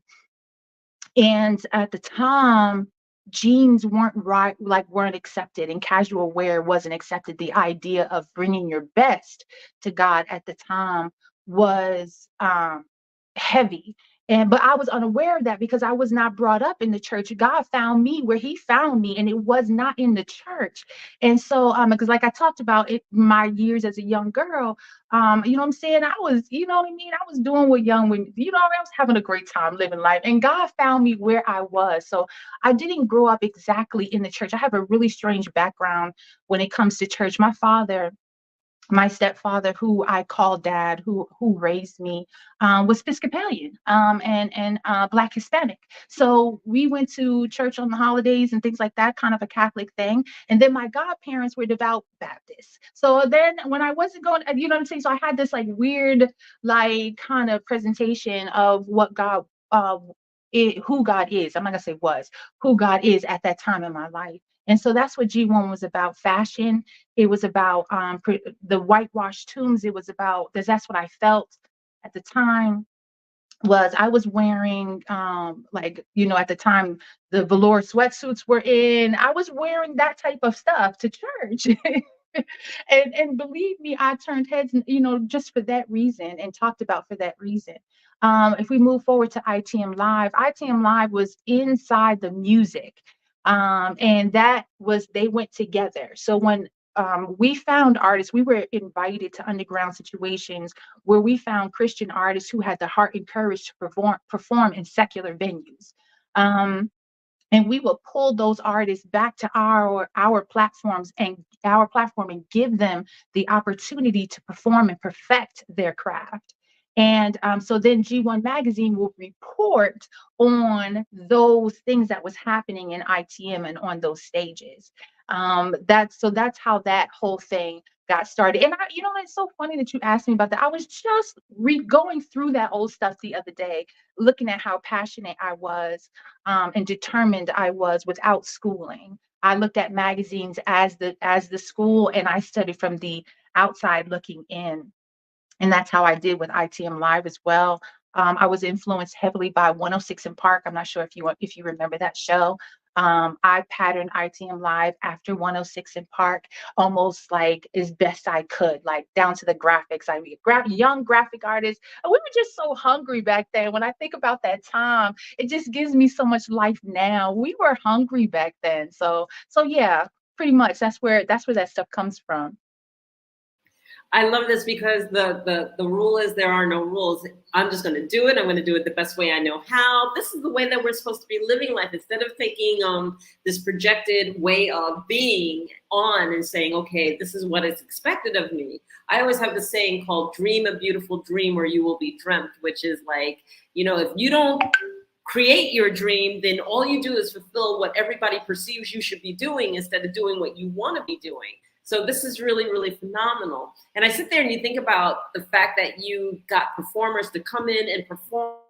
What was the strategy behind that? What made you think of that to do? Oh, that's such a great question. How do we get this? When we came, we lived in a small town called Bremerton on the West Coast in Washington State, where I spent 22 years. When we got there, we ran, my husband at the time, I'm now divorced. My husband at the time ran into someone named Sean he was in college. And I remember I was dropping him off at college every day. And then I was going to work. And then one day he came home and he was like, yo, I met this guy named Sean and da da da da da, so on and so forth. Sean was very connected because he had grown up in this area in Seattle, Tacoma. He knew a lot about Bremerton, Everett. It was just a few towns that we frequented often. And so once Sean heard about this idea, like I was like, Sean, I want to do this. I want to start a magazine. This is what I want to do. This is my life home. This is what I wanted to do. And he was like, really? He was like, well, I know this person. And we were so bold. When I say we were so bold, we were new in that town. We found a church that we wanted to join, or not even to join, that we liked. And we went a couple times and we were like, this is a great church. Before, we were so bold. We were like, we need a meeting with the pastor. We need a meeting with the pastor because I have an idea and I want to bring these artists that I'm noted, that I'm learning about, and we want to start this show and we want to start it right here. And I think the pastor at the time, God rest his soul, he is long past, he looked at us like, he blinked like before answering, like what are you asking? But we were so bold that we were like, we know this is good, we know this is what the youth want, to separate, because a lot of the youth were talking about at the time how they wanted, like, they didn't feel trusted in church to do what was needed to be done, in the sense that ushering in the Holy Spirit, being respectful, that, like letting the Holy Spirit just run and do it. They always felt like the pastor came on and started talking right when the Holy Spirit was dropping and they were getting revelation from the Holy Ghost. So we wanted to do something that was without ushers, without a program, without an official we just wanted it to be, God led. And that's just where we were at the time. And so that just, like, the word just spread and our reputation preceded us. And it, nothing is better than word of mouth advertising. Nothing is better. And that thing ran so quickly. Next thing you know, we weren't running the business. The business was just rolling and we had to keep up with it. It had gained its own identity and we just had to keep up with this thing. And that thing ran for 8 years. 8 years we did that. And then after a year of successfully doing that, we wanted to reward ourselves. Like, how do we celebrate that we made it a whole year? And so, lo and behold, BET award show was coming on. I sat down with a pen and paper and wrote down everything that happened, play by play. And that's what we did. We celebrated just like that. And that just grew. It was crazy. It was a beautiful thing. Absolutely beautiful thing.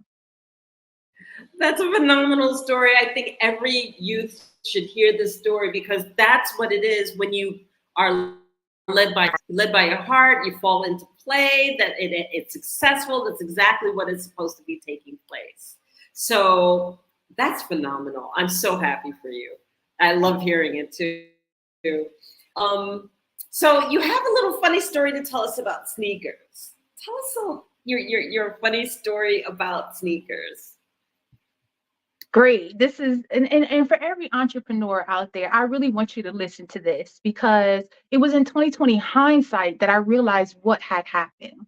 My ex-husband was playing semi-pro ball at the time. And so we left ITM and G1. We felt like it had run its course. We had life had happened to us. And so we needed to transition. And we decided that we were going to live regular lives. After ITM and G1, we were going to get 9 to 5s. be like everybody else and just go to work and come home, play with the kids, that type of thing. But of course not. That's not, because that's not the calling on our lives, either together and individually. It came around that he was playing ball for a couple teams because he loved basketball. And it was presented to us to own a team. Well, before owning a team, he had to play in order, and like we needed to know what the ins and outs were. And at the time, the pay wasn't very much, and the guys were only getting, and I dare say this, $25 to $50 per game in this semi-pro league. And everybody was just complaining about this money, like, oh, what am I gonna do with this?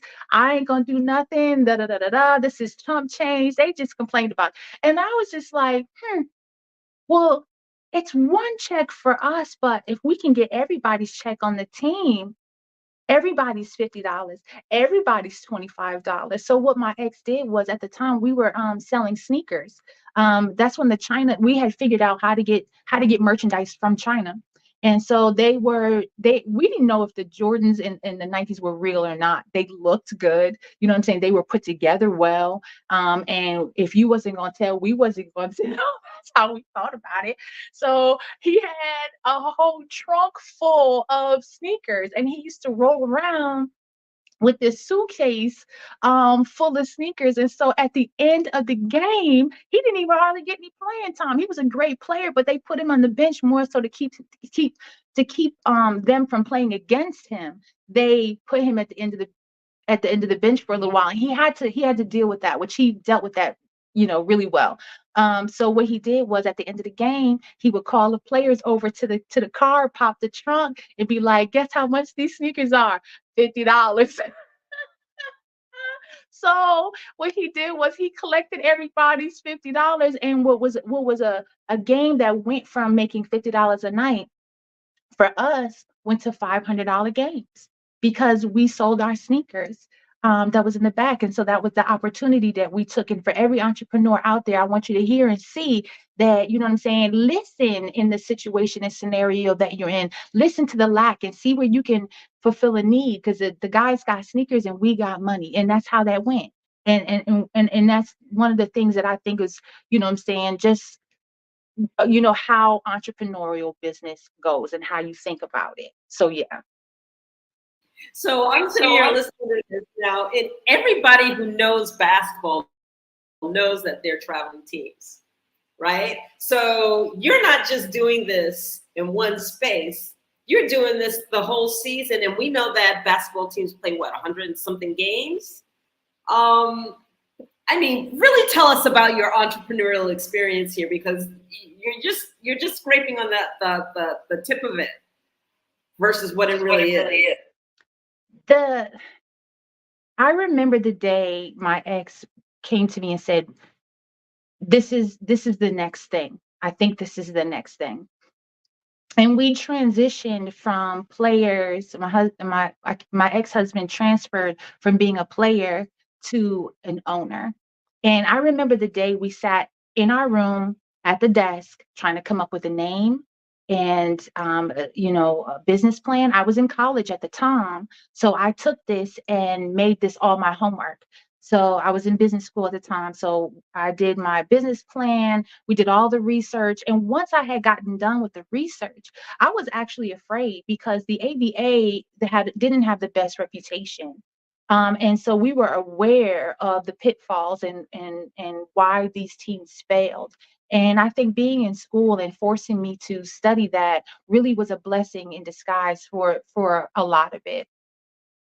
And so since we knew what the pitfalls were, they fell into the things that we had just come out of, promotion. And because we had done ITM and we had done G1 magazine, those transferable skills transferred from that to this, because at the end of the day, basketball was entertainment and we had just come from entertainment. And so I understood. I became kind of like the home court manager in a sense, where I knew that as a girlfriend and as a wife at the time, watching my ex play, I was bored until he got on the court. I really wasn't interested in the game. I was interested in watching him play. So then I thought, man, how can I make it more entertaining for the wives, girlfriends, and the children? Well, then I was like, we need a dance team. We need a dance team. We need halftime entertainment. We need a DJ. We need to make this a party. We need to make this a community thing. And that's what we did. And because we had that experience from prior to, we were able to move that thing to that. Because we were able to do that, we attracted international players because we did that. And so I remember, I'll never forget his name. His first name was Bo. There was no way I could pronounce his last name. So, forgive me for that. Bo was his American name. And he had come from China to play on an American team and get the clout for an American team. In 2020 hindsight, I see what he did. He was a great practice player, but he just wasn't that great in a game. I think maybe I don't know, the nerves. I don't know. I cannot speak on that. I can only speak on what I saw. But we didn't know that he was heavily connected in China. We had no idea. So we just treated him well. Like, I just felt like, man, this guy's coming all the way over. We just need to treat him well because he's far away from home. Lo and behold, he takes us back to China. Oh my God. His family, they're dignitaries. Of course they are.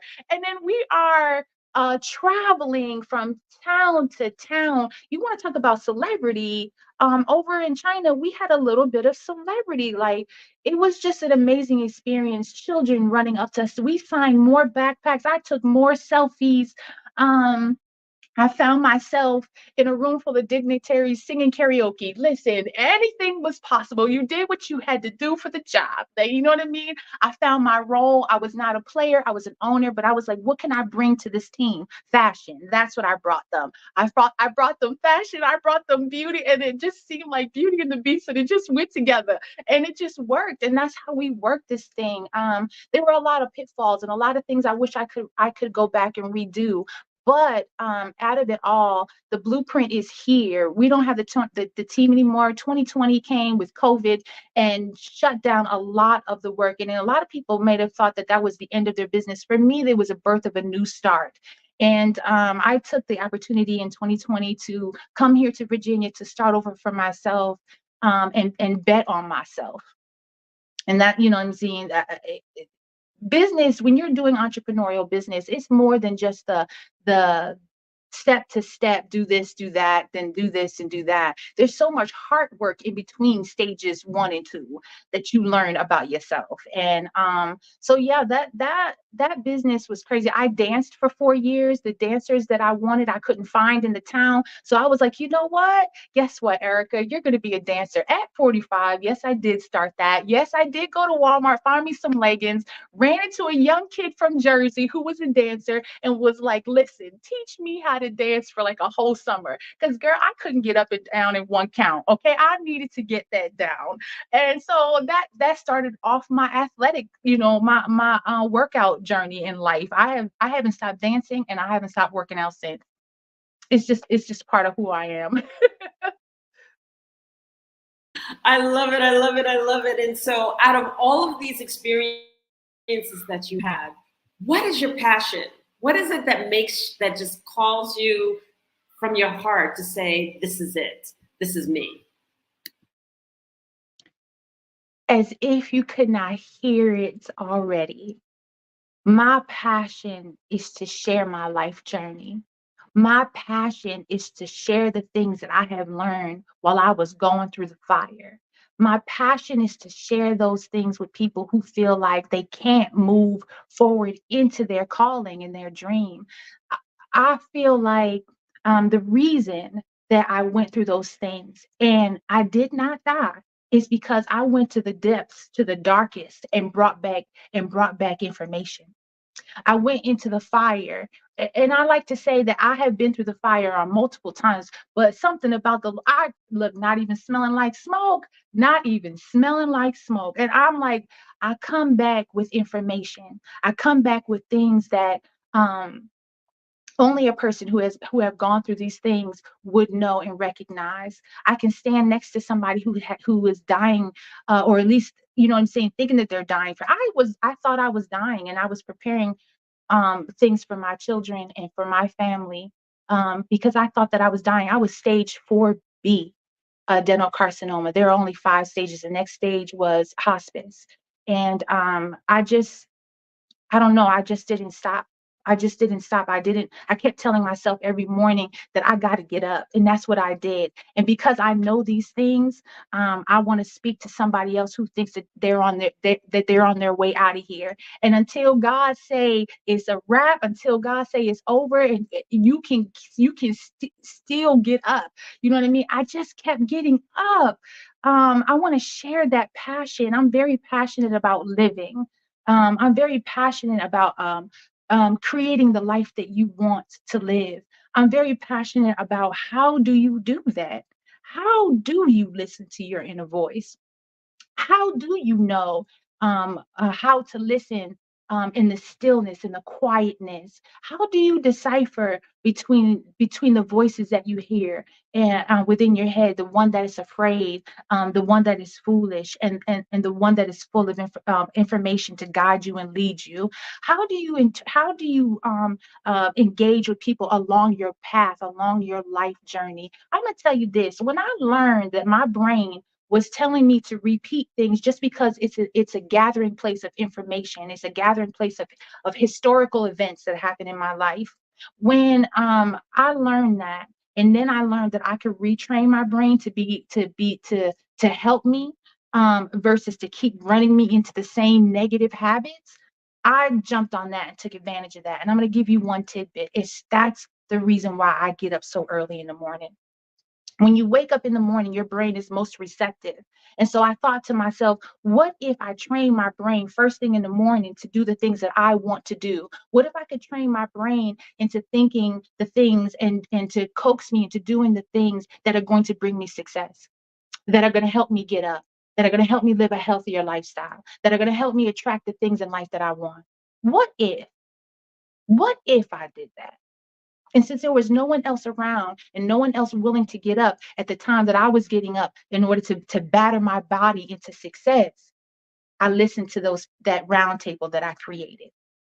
And and that's just how that went. And I am passionate about that. I'm also very passionate about young people. I think that it is any country's most precious commodity is the young people. And if you can implant your positive thoughts and the things that you learned in your time on this planet into them, then you have a word in the future. You have to be willing to plant a seed for a tree that you may never enjoy the shade of. And I'm willing to do that. My passion and purpose. That's phenomenal. And, I just want to add on to that too, because I also look at what people aren't saying. And one of the things that you aren't saying, but it's very, very prevalent right here, is that you did not accept a diagnosis and then lay down to die. Okay. And a lot of people sit there and say, oh, I've been told this. And it's just like, oh, I can't do this. I can't do that. So, and they say, eat healthier. And it's like, well, I like this. So you know what? I don't care what they're saying. I'm just going to do what I do. That's just me. So what you're basically doing is you're saying, I'm signing my death warrant. I'm not going to eat healthy. I'm not going to make the change. And then I'm accepting all that has just been labeled and told to me. And what you have to do is you have to defy.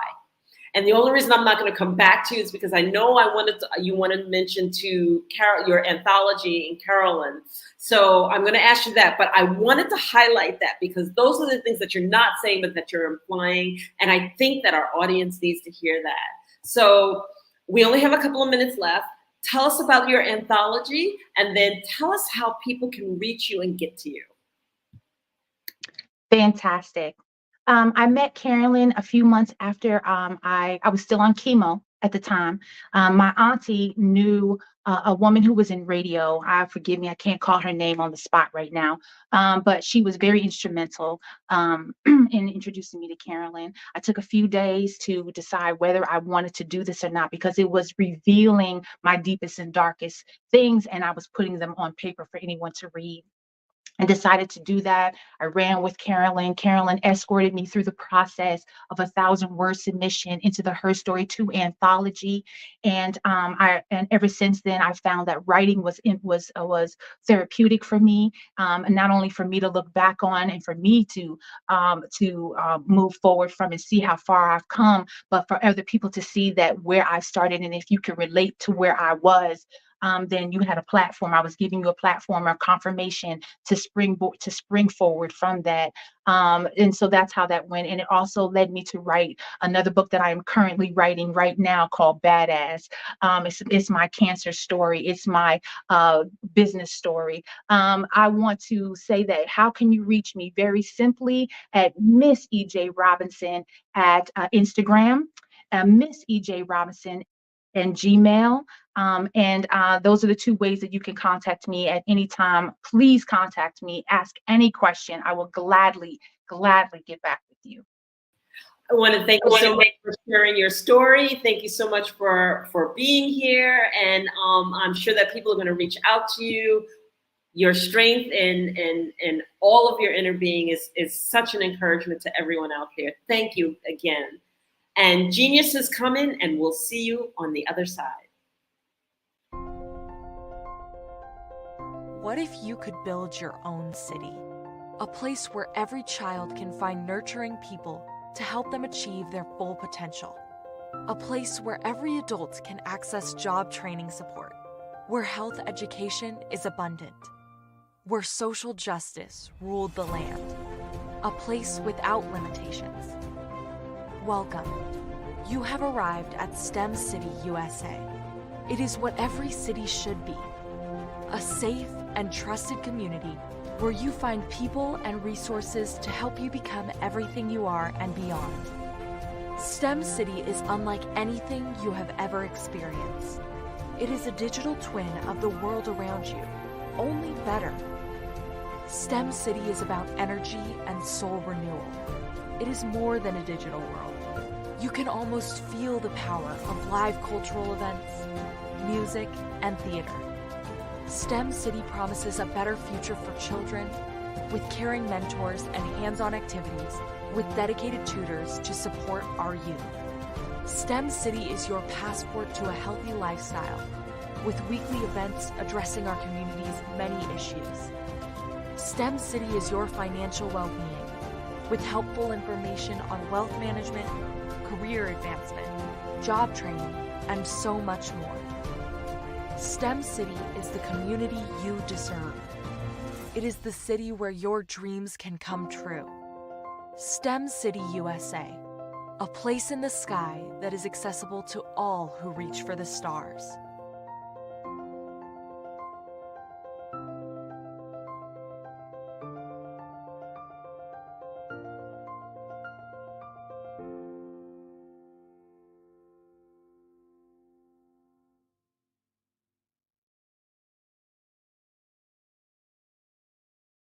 Artist to me is a creative expression of something from nothing. You know, it explodes onto the canvas, or it explodes on in my work. One of the things that I try to do more than anything is I try to just give the lines and the movements and emotions and expressions into what I do. Art really means to me a chance to express how I feel deep down inside.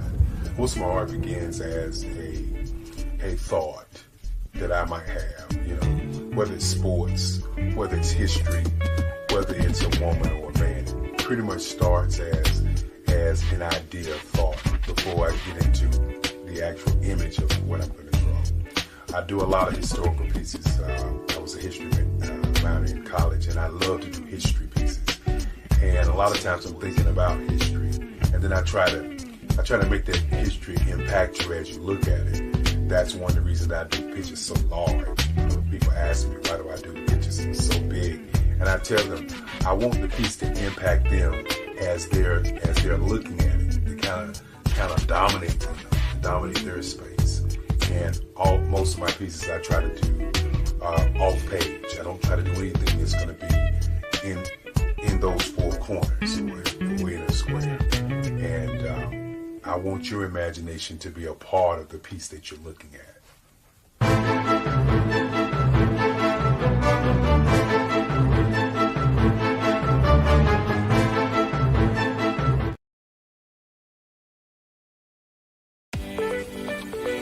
You are in the right place at the right time. The Black Business Network opens again for its Black Business Olympics, a 24/7 broadcast on business, strategies, global branding, social media marketing, finance, advertisement, and much, much more. Featuring the top, most powerful entrepreneurs and speakers and thought leaders from all around the world as they gather together for this phenomenal event. Join the Black Business Network streaming live into the metaverse, STEM City, USA, Black Multiverse, Pod TV, Roku, Hulu, iHeartRadio, Apple TV, YouTube, TikTok, Instagram, Google Podcasts, Facebook, LinkedIn, IBM TV, Spotify, and Twitch. Tune in today and be a part of this amazing movement. The Black Business Olympics welcomes you.